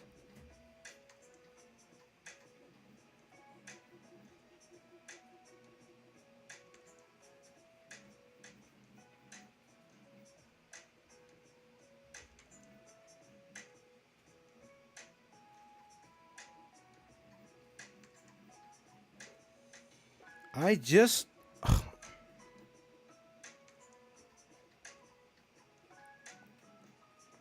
Oh, you know what? You know what? I'm going to do differently.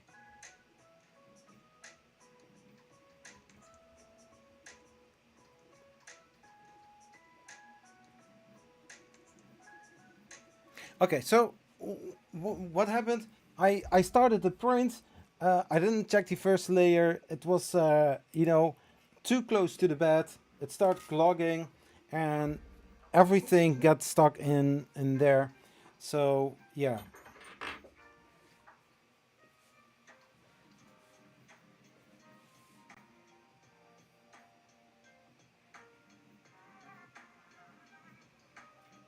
this one should fit. But how much room do I have actually?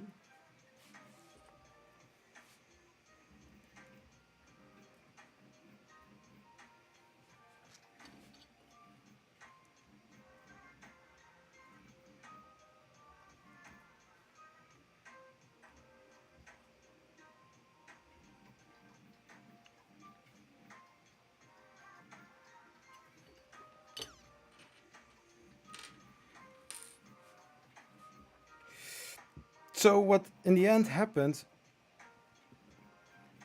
everything got jammed up in the nozzle and in this part, and I couldn't get it out. So, and because of the printer didn't want to start at all, I couldn't do anything other than just, you know, don't do anything with it.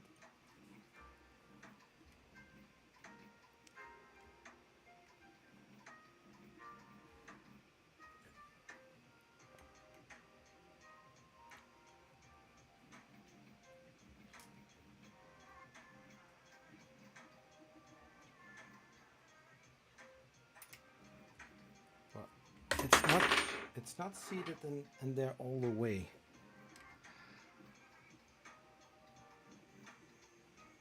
So I wonder why that is. Oh yeah. Okay, so it's heated up. Extrude.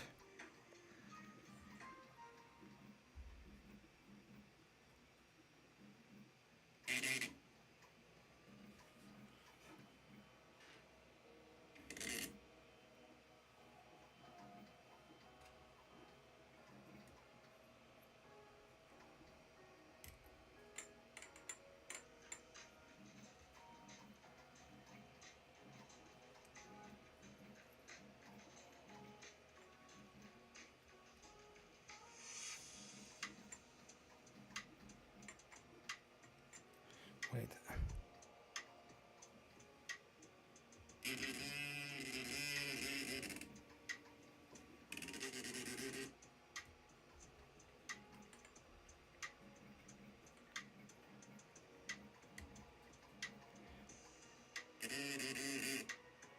Why? Why is this?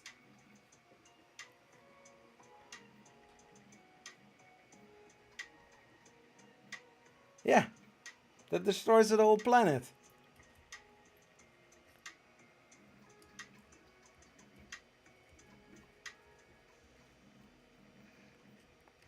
What are your thoughts about that, Mr. Maker?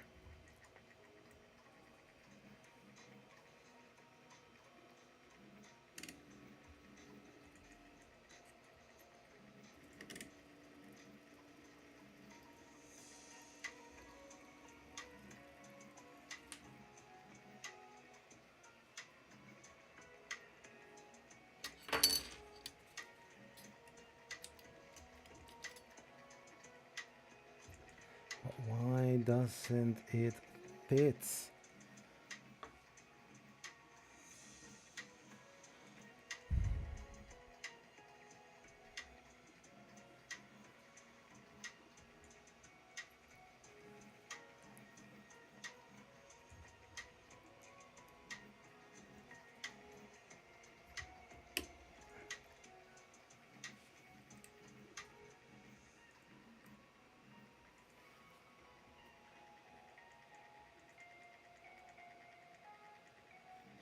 Yeah, the thing that I always tend to say, if you are able to print guns on a 3D printer, there are also some other tools like CNC machines. And you can also, if you are a little bit handy, you can also cast with iron. You can cast a gun and then file it and, you know, do certain things with it to make it even look nicer. I mean, it's not rocket science. I mean, guns are there all for ages. I think basically the whole discussion about should be able to print guns, yes.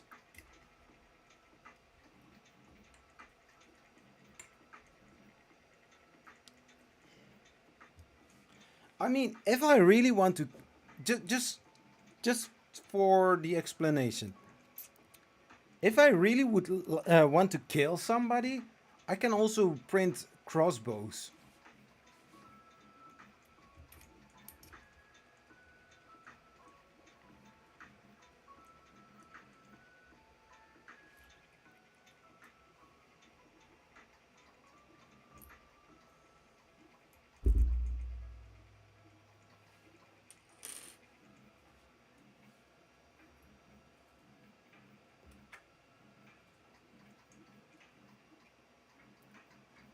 So the fan is running, so I need to be careful not to, you know.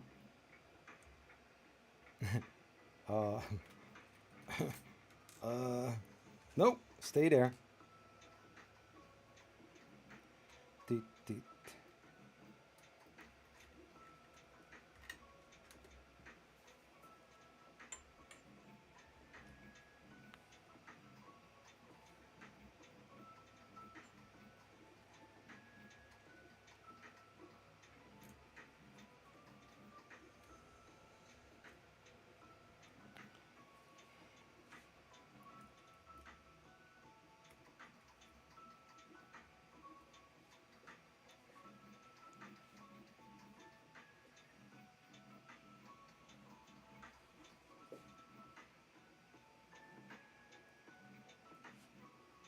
Okay, it stopped.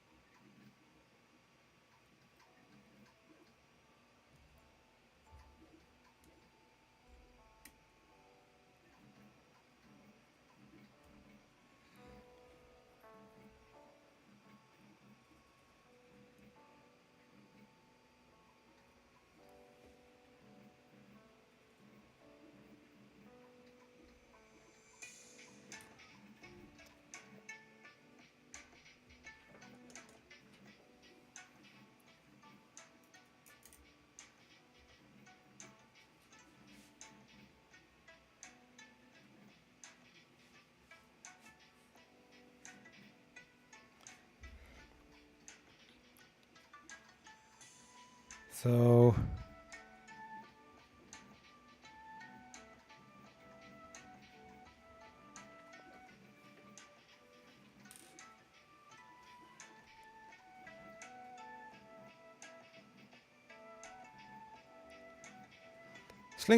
slingshots.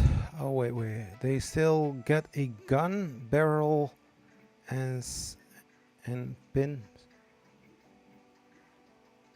Yeah.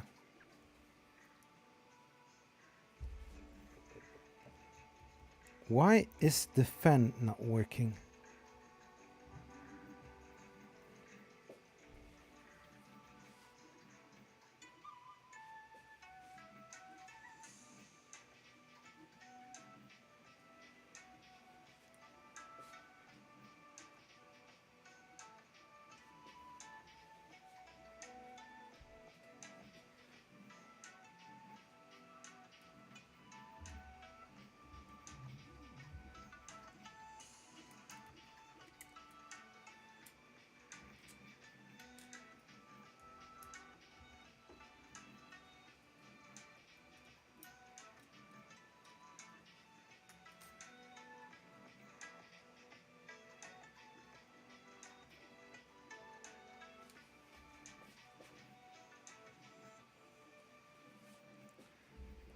It's a disaster.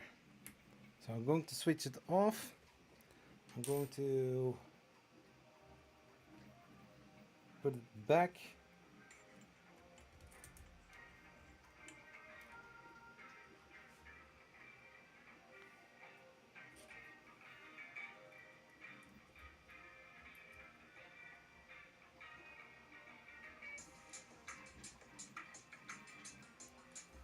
And basically, slingshots you can make from wood, like in the old days.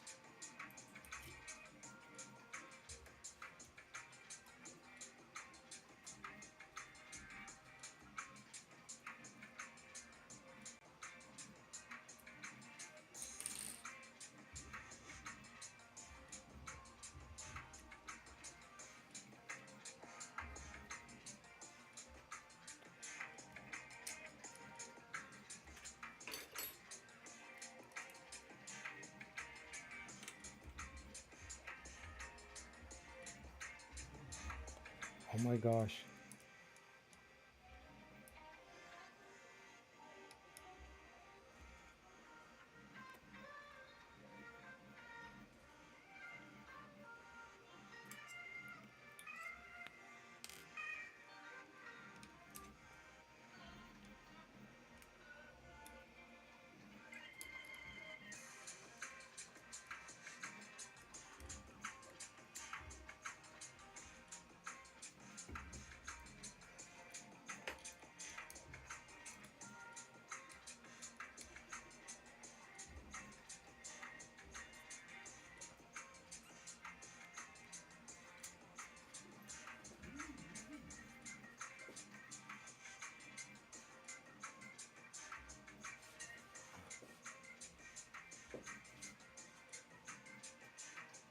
Do I need to unscrew all the screws on this side?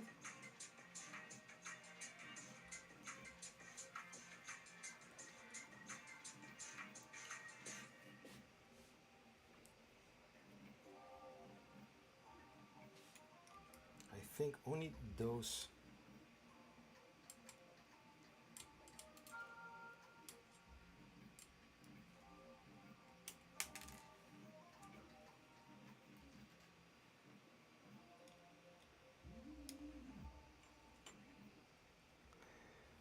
How's that? I think good.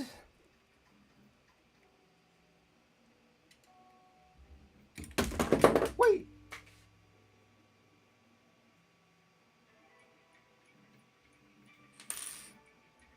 Why?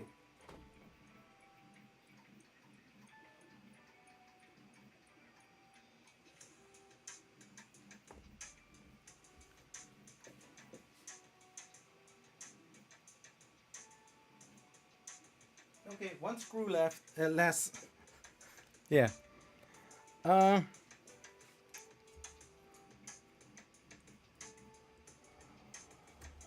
so. Hey. So the wire was, I mean, the fan for the hot end was running, and at certain point it didn't do anything. This whole thing is one big disaster.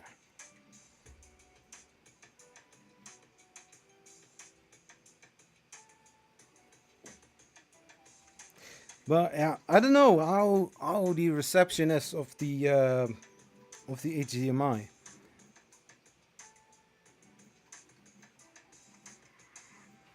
Oop.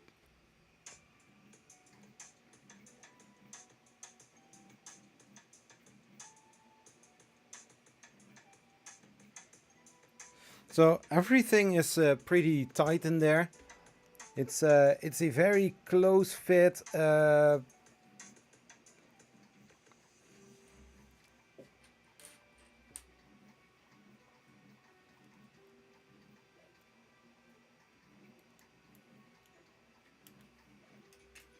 Of course, the tiniest.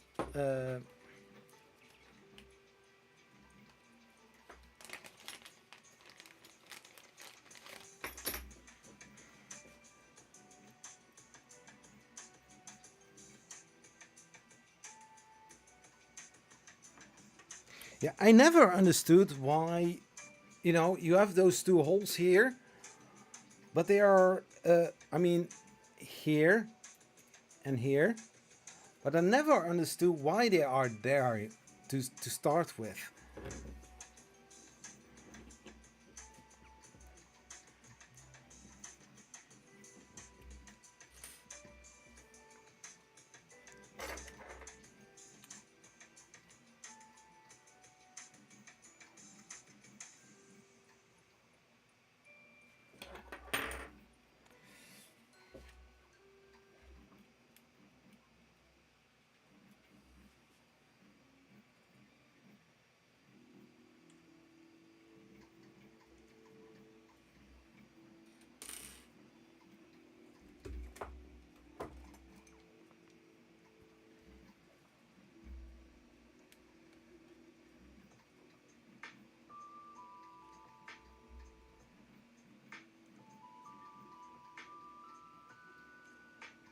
So if I look very closely inside,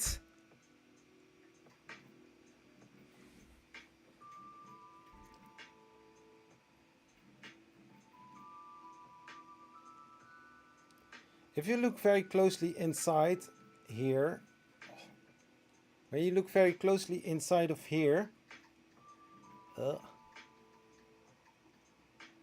I see a dark blue color, which indicates that there is a PTFE tube in there. And I'm like, what the fuck?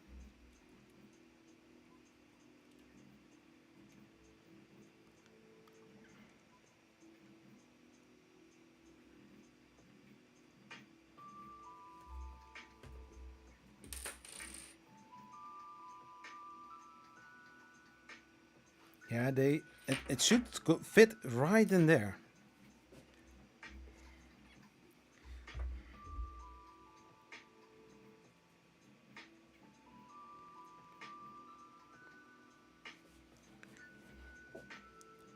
So that wire is going all the way there, underneath, and it's supposed to be that one.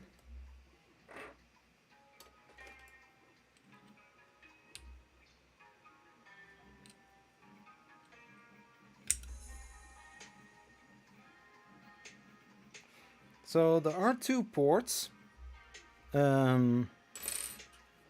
So one is on this side, one is here, and one is here on the bottom. This one. So there's one and there's one. And both, I don't know where they are for. But one seems to be 3 and the other one 2. I don't know.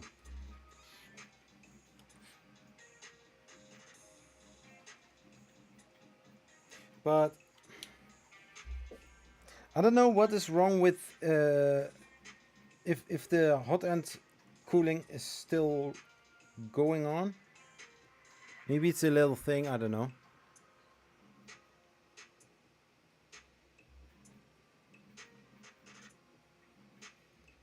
But basically what I can do is attach this here.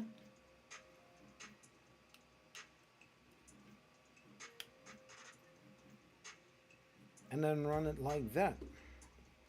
Why didn't I think about that sooner?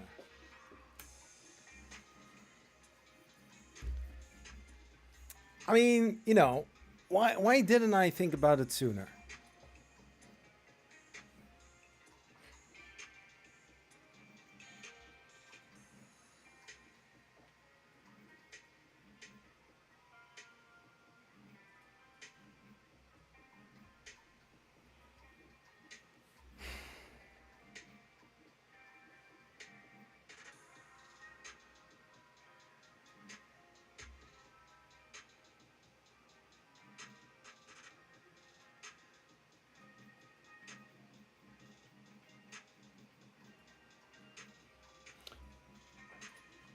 For the probe, I also see that that there is one wire with a stacker of 5. So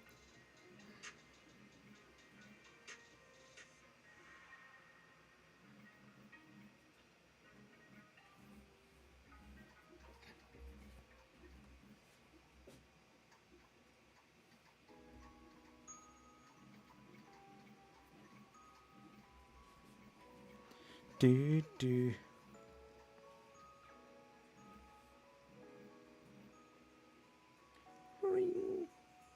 Where's my screwdriver? Oh, yeah.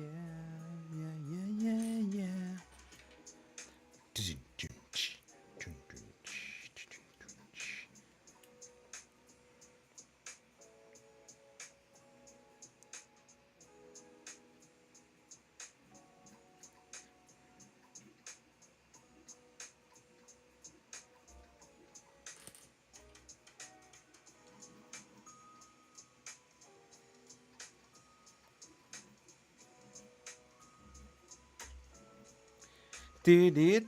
Yeah,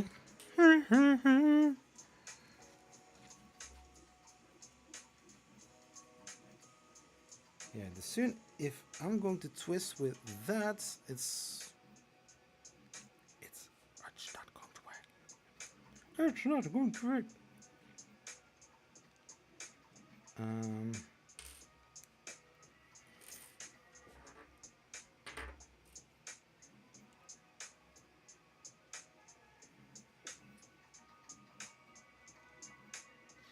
Should fit all the way in. I do have some tabs. Can I? I'm not.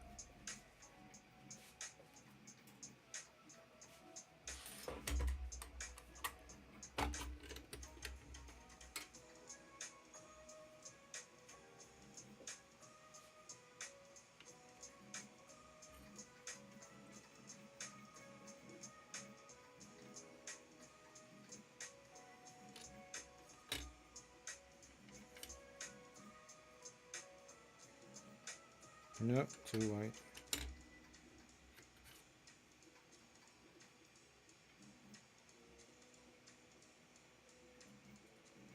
No, this is not going to work because I'm checking it. I need to unscrew the whole hot end in order to re-tap it.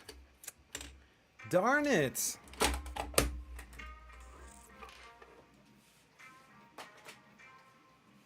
So if you want to clean it, you have a problem.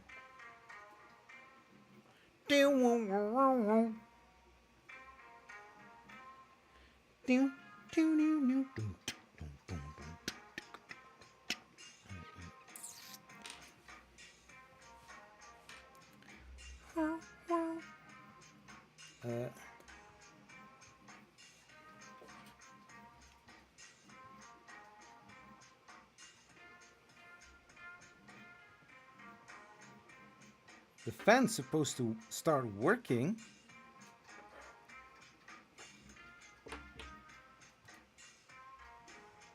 Back. Menu.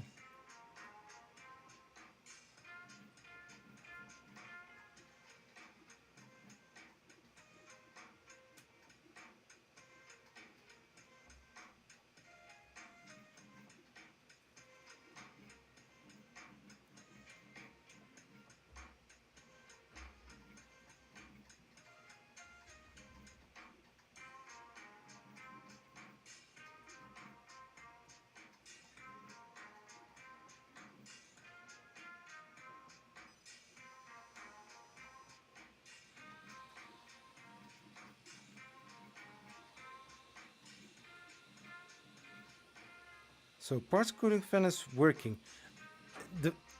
Yeah, okay, have a nice day. See you later.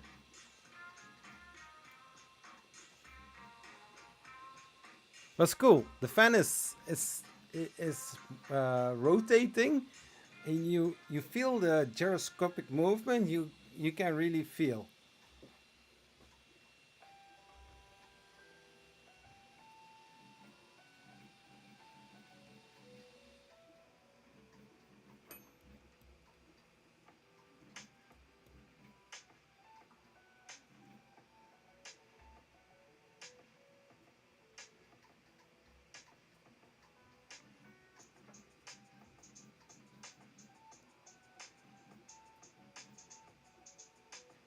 Why is this fan not?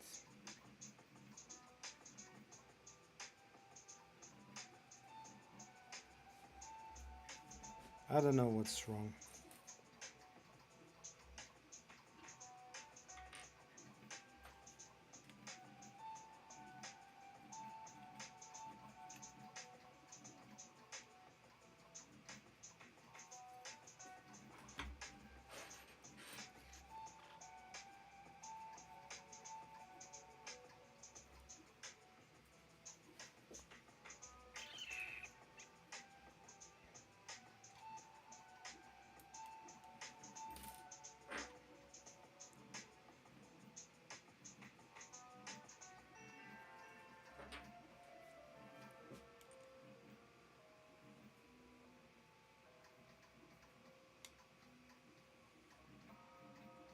The point is, I don't get it all the way in. I'm wondering if I was ever possible to do that. Do boo boo boo doo doo.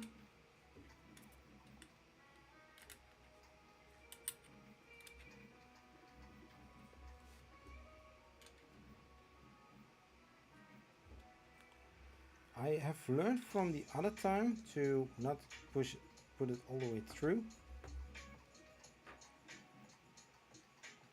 But I have the feeling that it is not all the way in.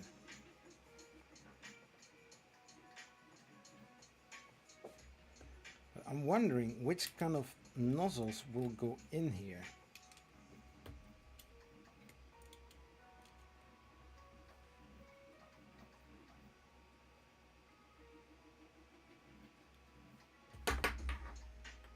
Because I have really the feeling that it's going to ruin my thread.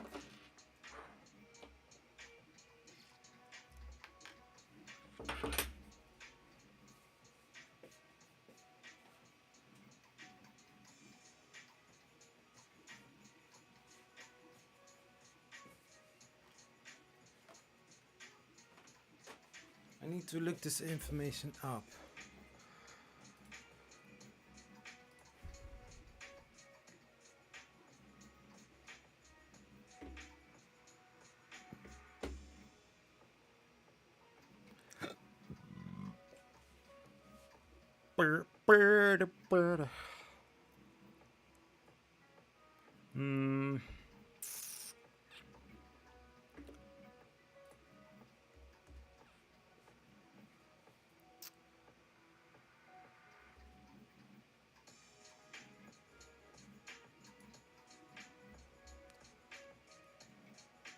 Nozzles.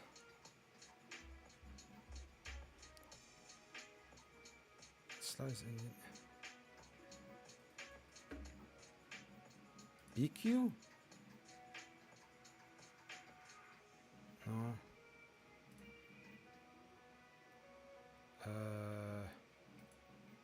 Oh, look, I see fetus. No, this is the off. The high flow nozzle. Ah. High speed nozzle for the Ender 7. No, that's not what I want. Okay, then I need to check the side of fetus.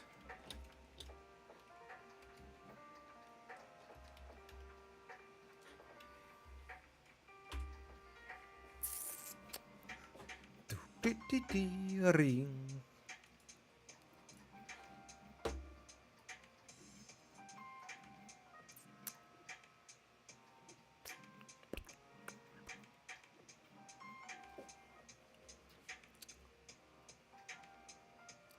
Temperature resistant till 500 degrees C.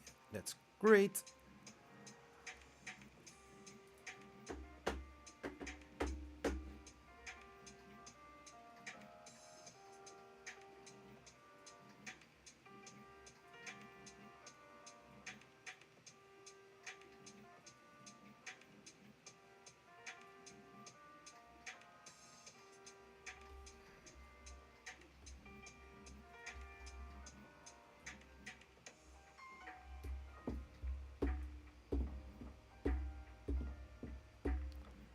V6 nozzle, V6. So that means that if I took the nozzle from this, it should fit in there as well.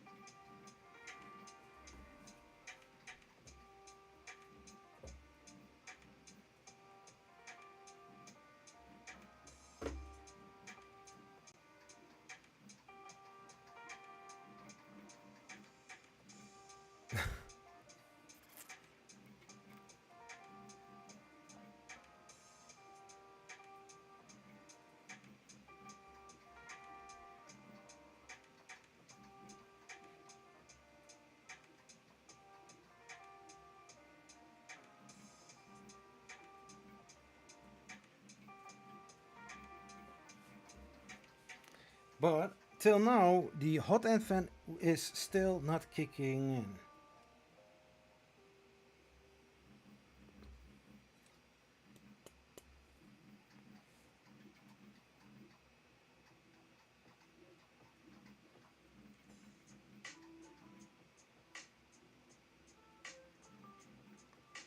What I can do is put the stacker out and then put it on the other spot. So switching that off.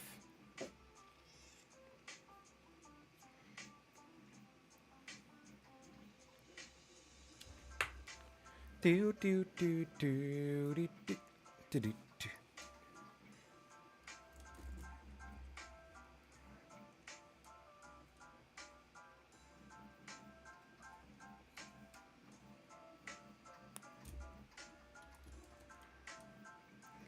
So what I'm going to do, I'm going to take the fan wire out here and put it somewhere else so that it is controllable, and I want to see why it is not working.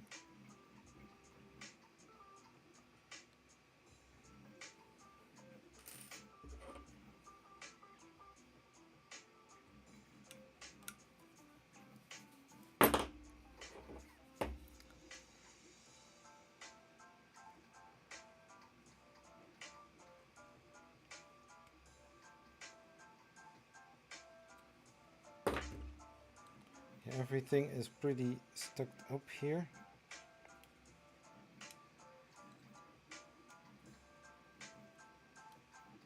So I put that there.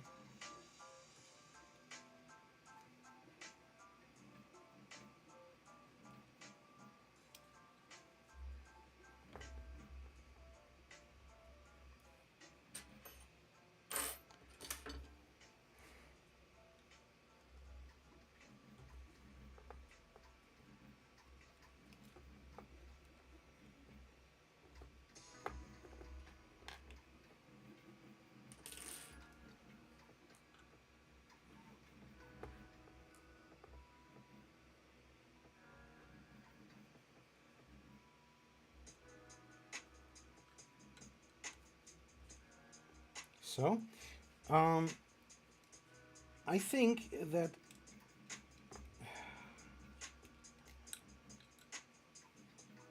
think that that wire is from the hot end, and I want to check.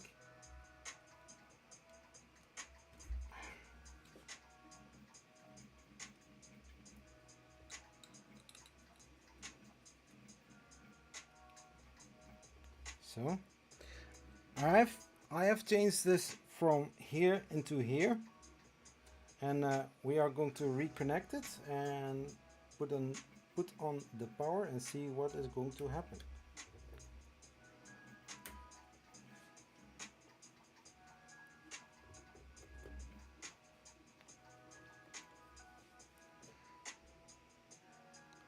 So fan 0.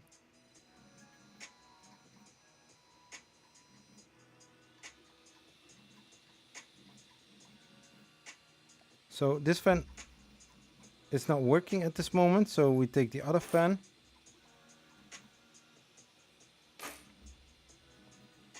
So strange thing what happens here. I don't know why this fan isn't working.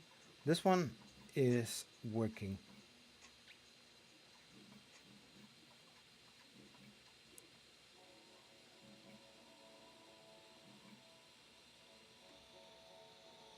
So stop.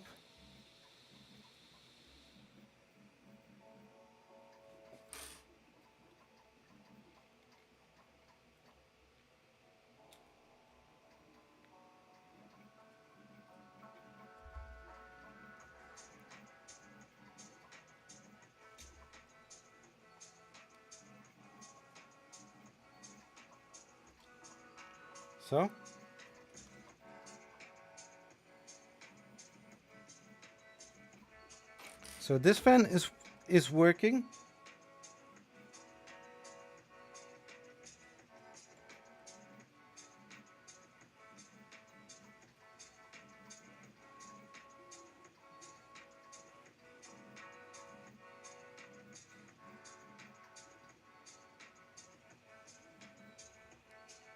So the fan is not broken. So that's for sure.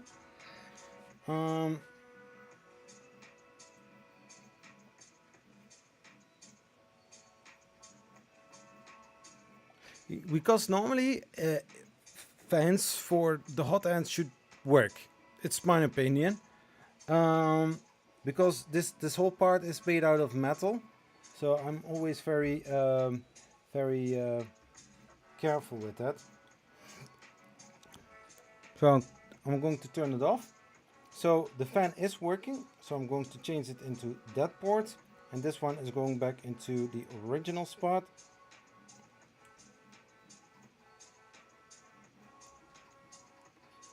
Something like that. And Yeah.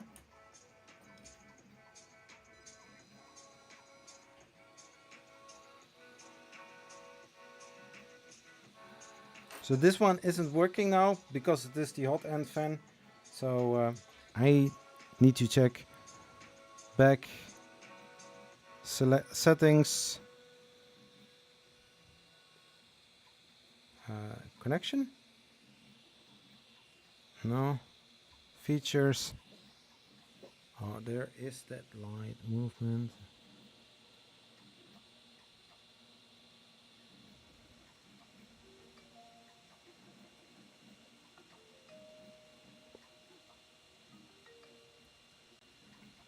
Yeah, the last thing what you want, the last thing what you want is that this fan isn't working and plastic starts already melting before it reaches the um, heater block.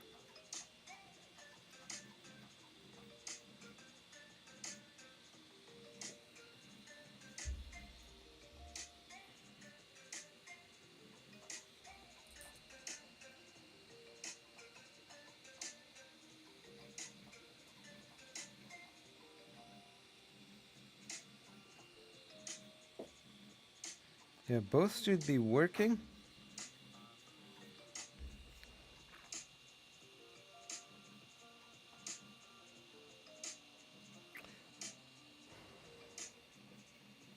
So stepper motor. I don't know which kind of device should be on this side.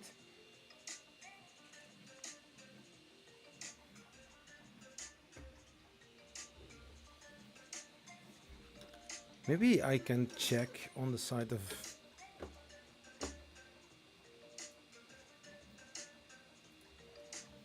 Biqu BX. Okay.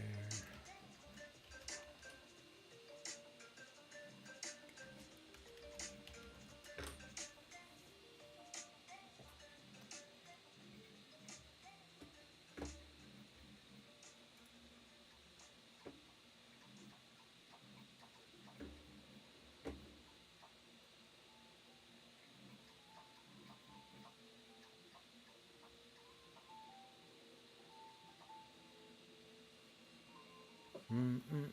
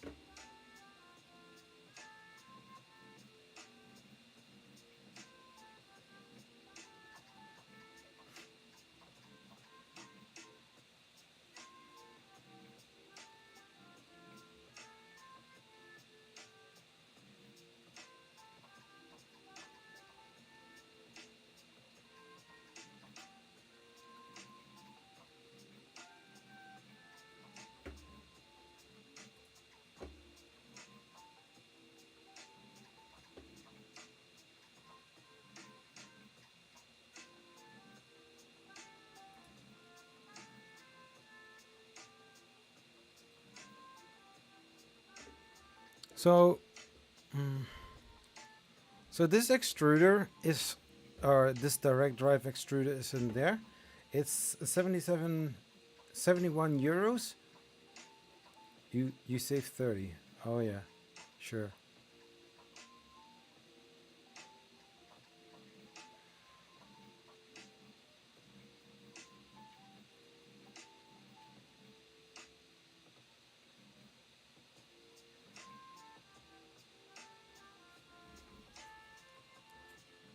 But the actual backside, they don't write anything about it.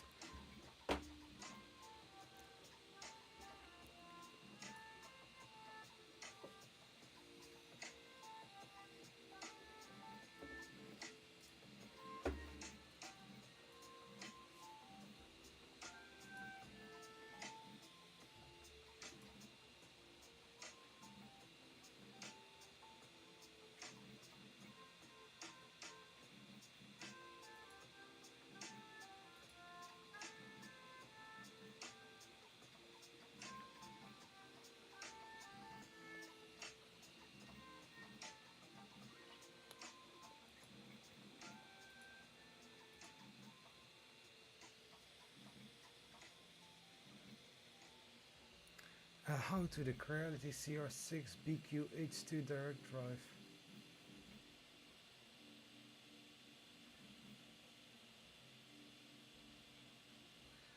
I knew that the board was looking differently.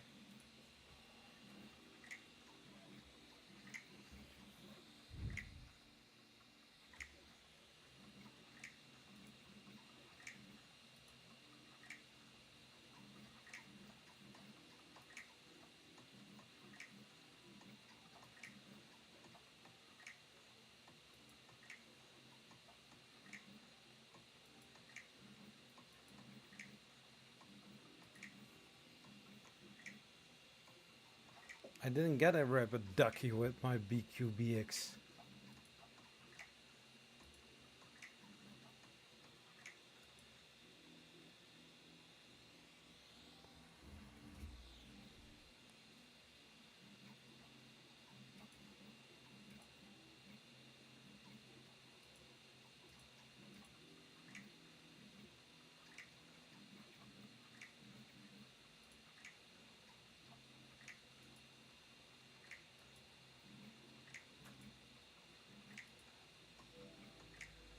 Yes, I need that part on the backside. Wanna see? Come on.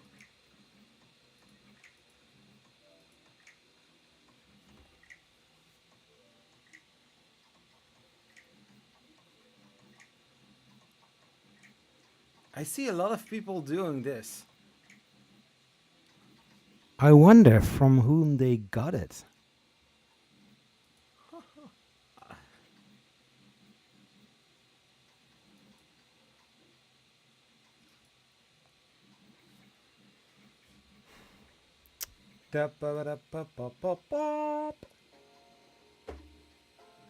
So nothing about the breaker board. Okay, that's fine.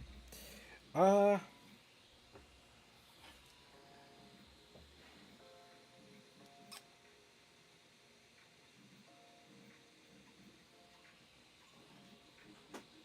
can I actually see? I don't have magnifying glass here, so I'm going to grab my phone for that. Oh my gosh! I don't have a magnifying glass.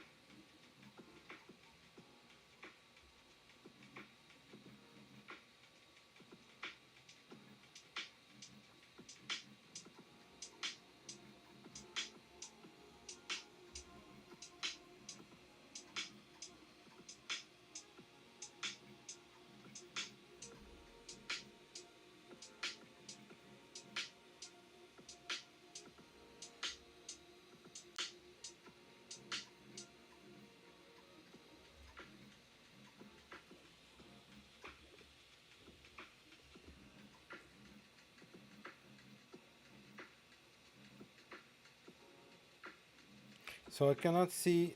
Um, do I make a picture? I cannot really tell where the hot end extruder or hot end fan is attached to, but I will leave it as this, and I'm going to put it back, and we are going to.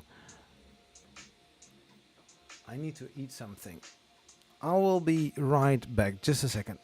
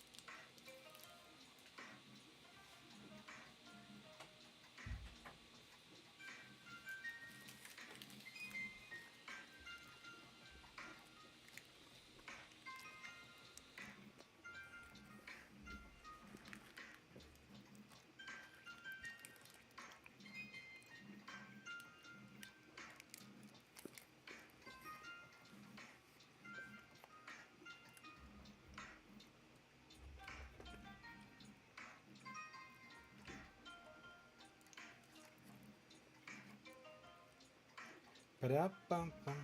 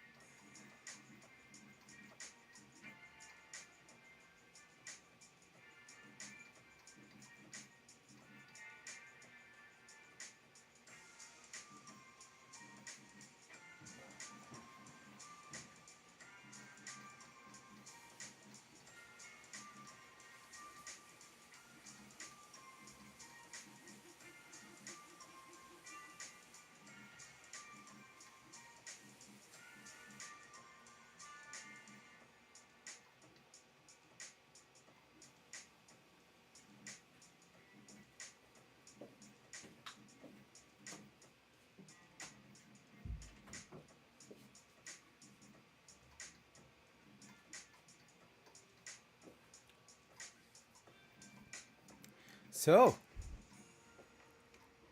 somebody still watching? Welcome to the live stream.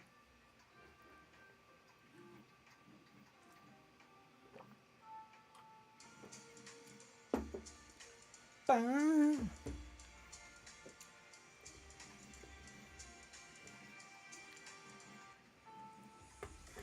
I need to take my caliper and measure how far that the nozzle needs to get in.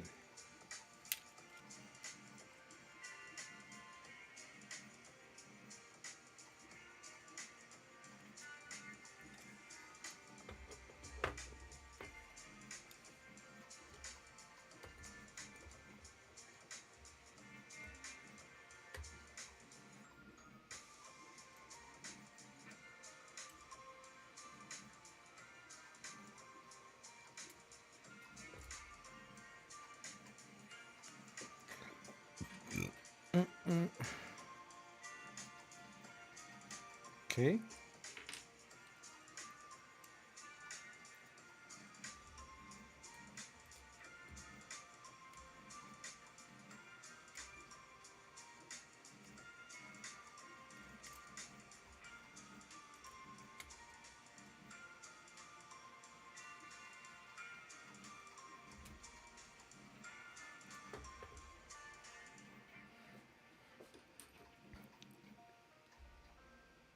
Okay, so not all the way.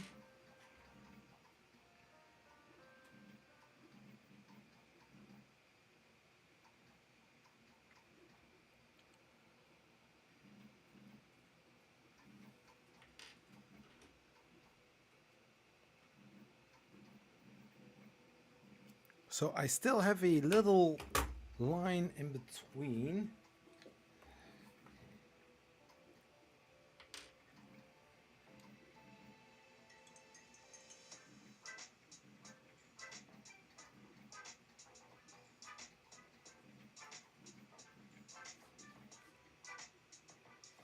Ba ba da ba ba da ba ba da ba.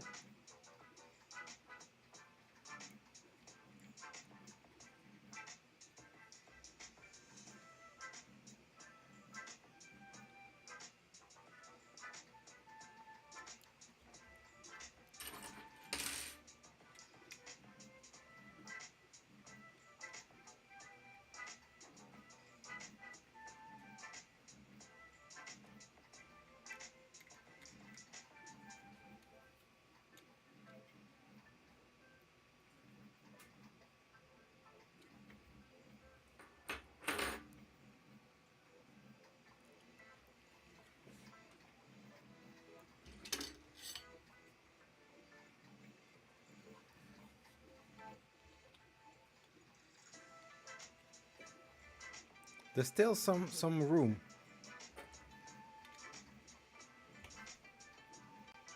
The problem is when it's not all the way in, there is some room between the top of the hot end and the heat break. It's not flush. So if then filament is being extruded, it's not hitting against the seal from the other side.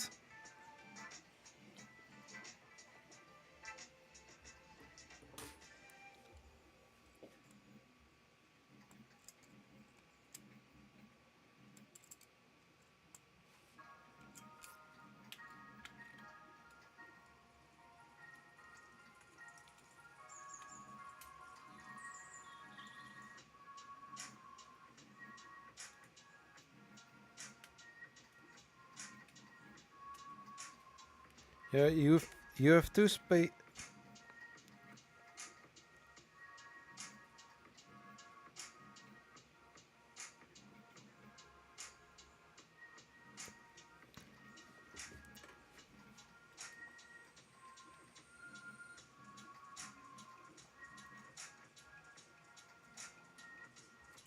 So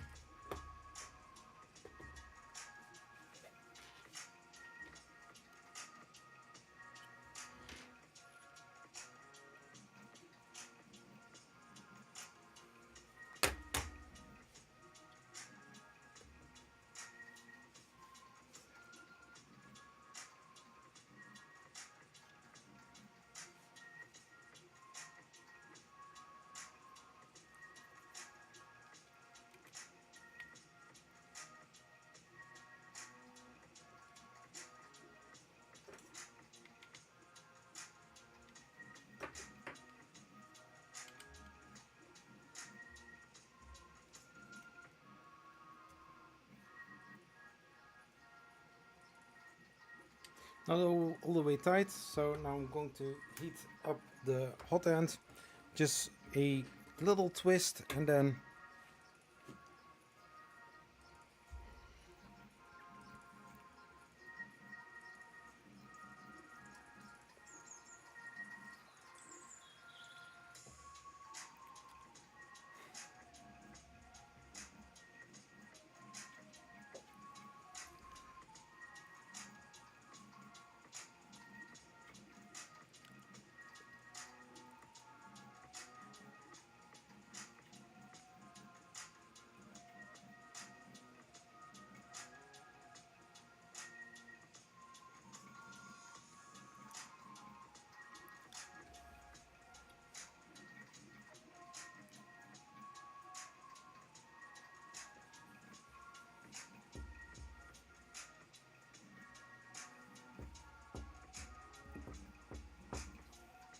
I do need to say, heating up goes pretty fast.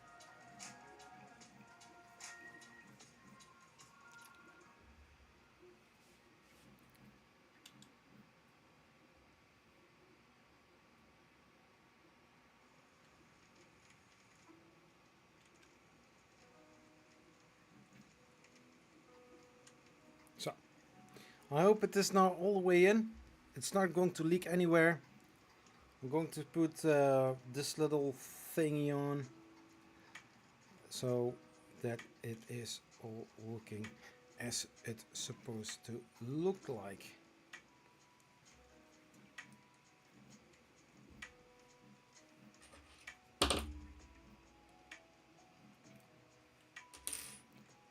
So it's nice.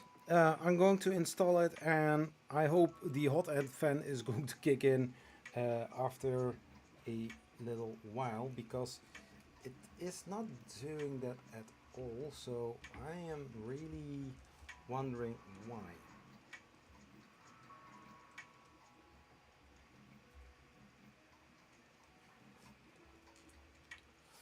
Oh yeah, it was a disaster with attaching this.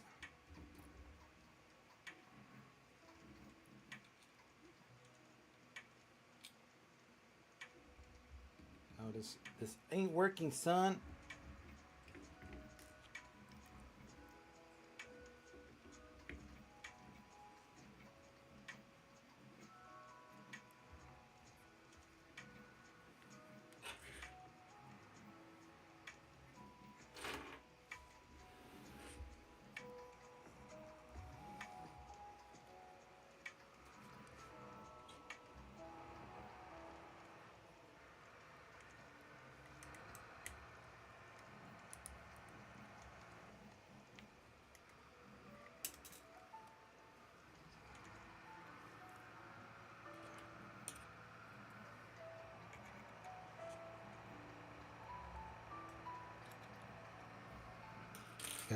Tinier one.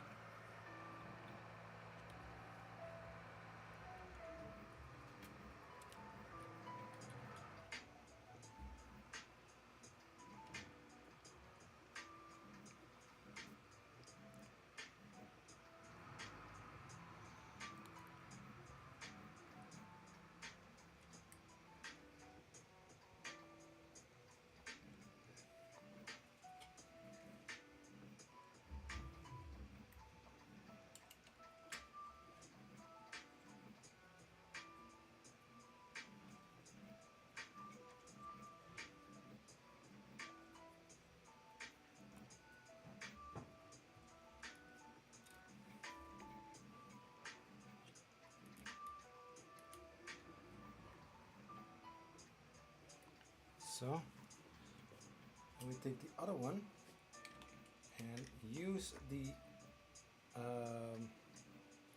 Allen key to align the holes so that it will fit in there pretty nicely.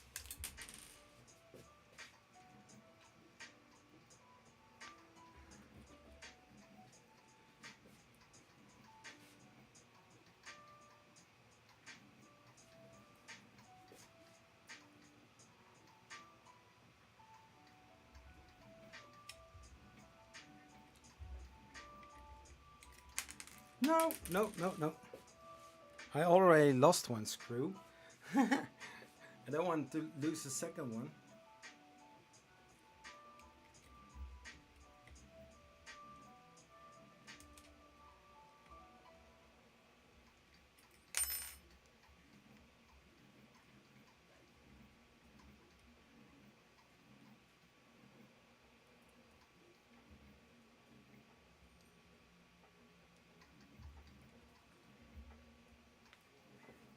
So we need to go to a little party.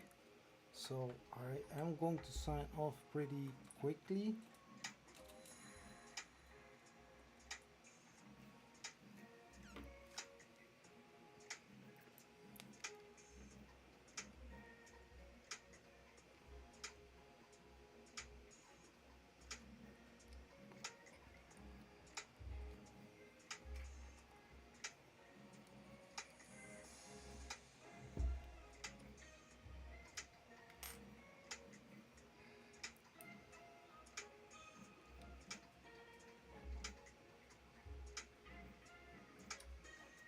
So I'm going to move this to the other direction.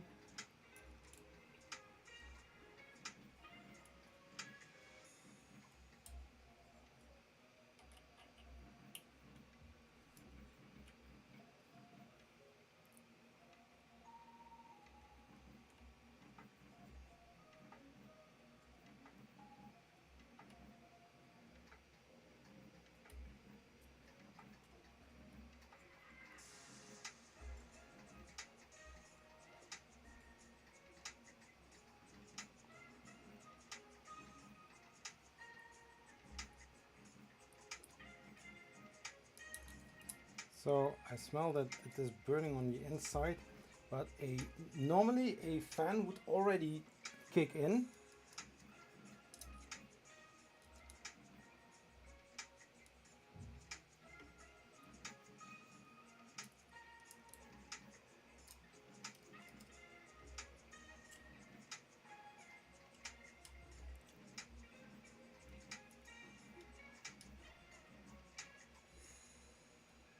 Yeah, that one is dull.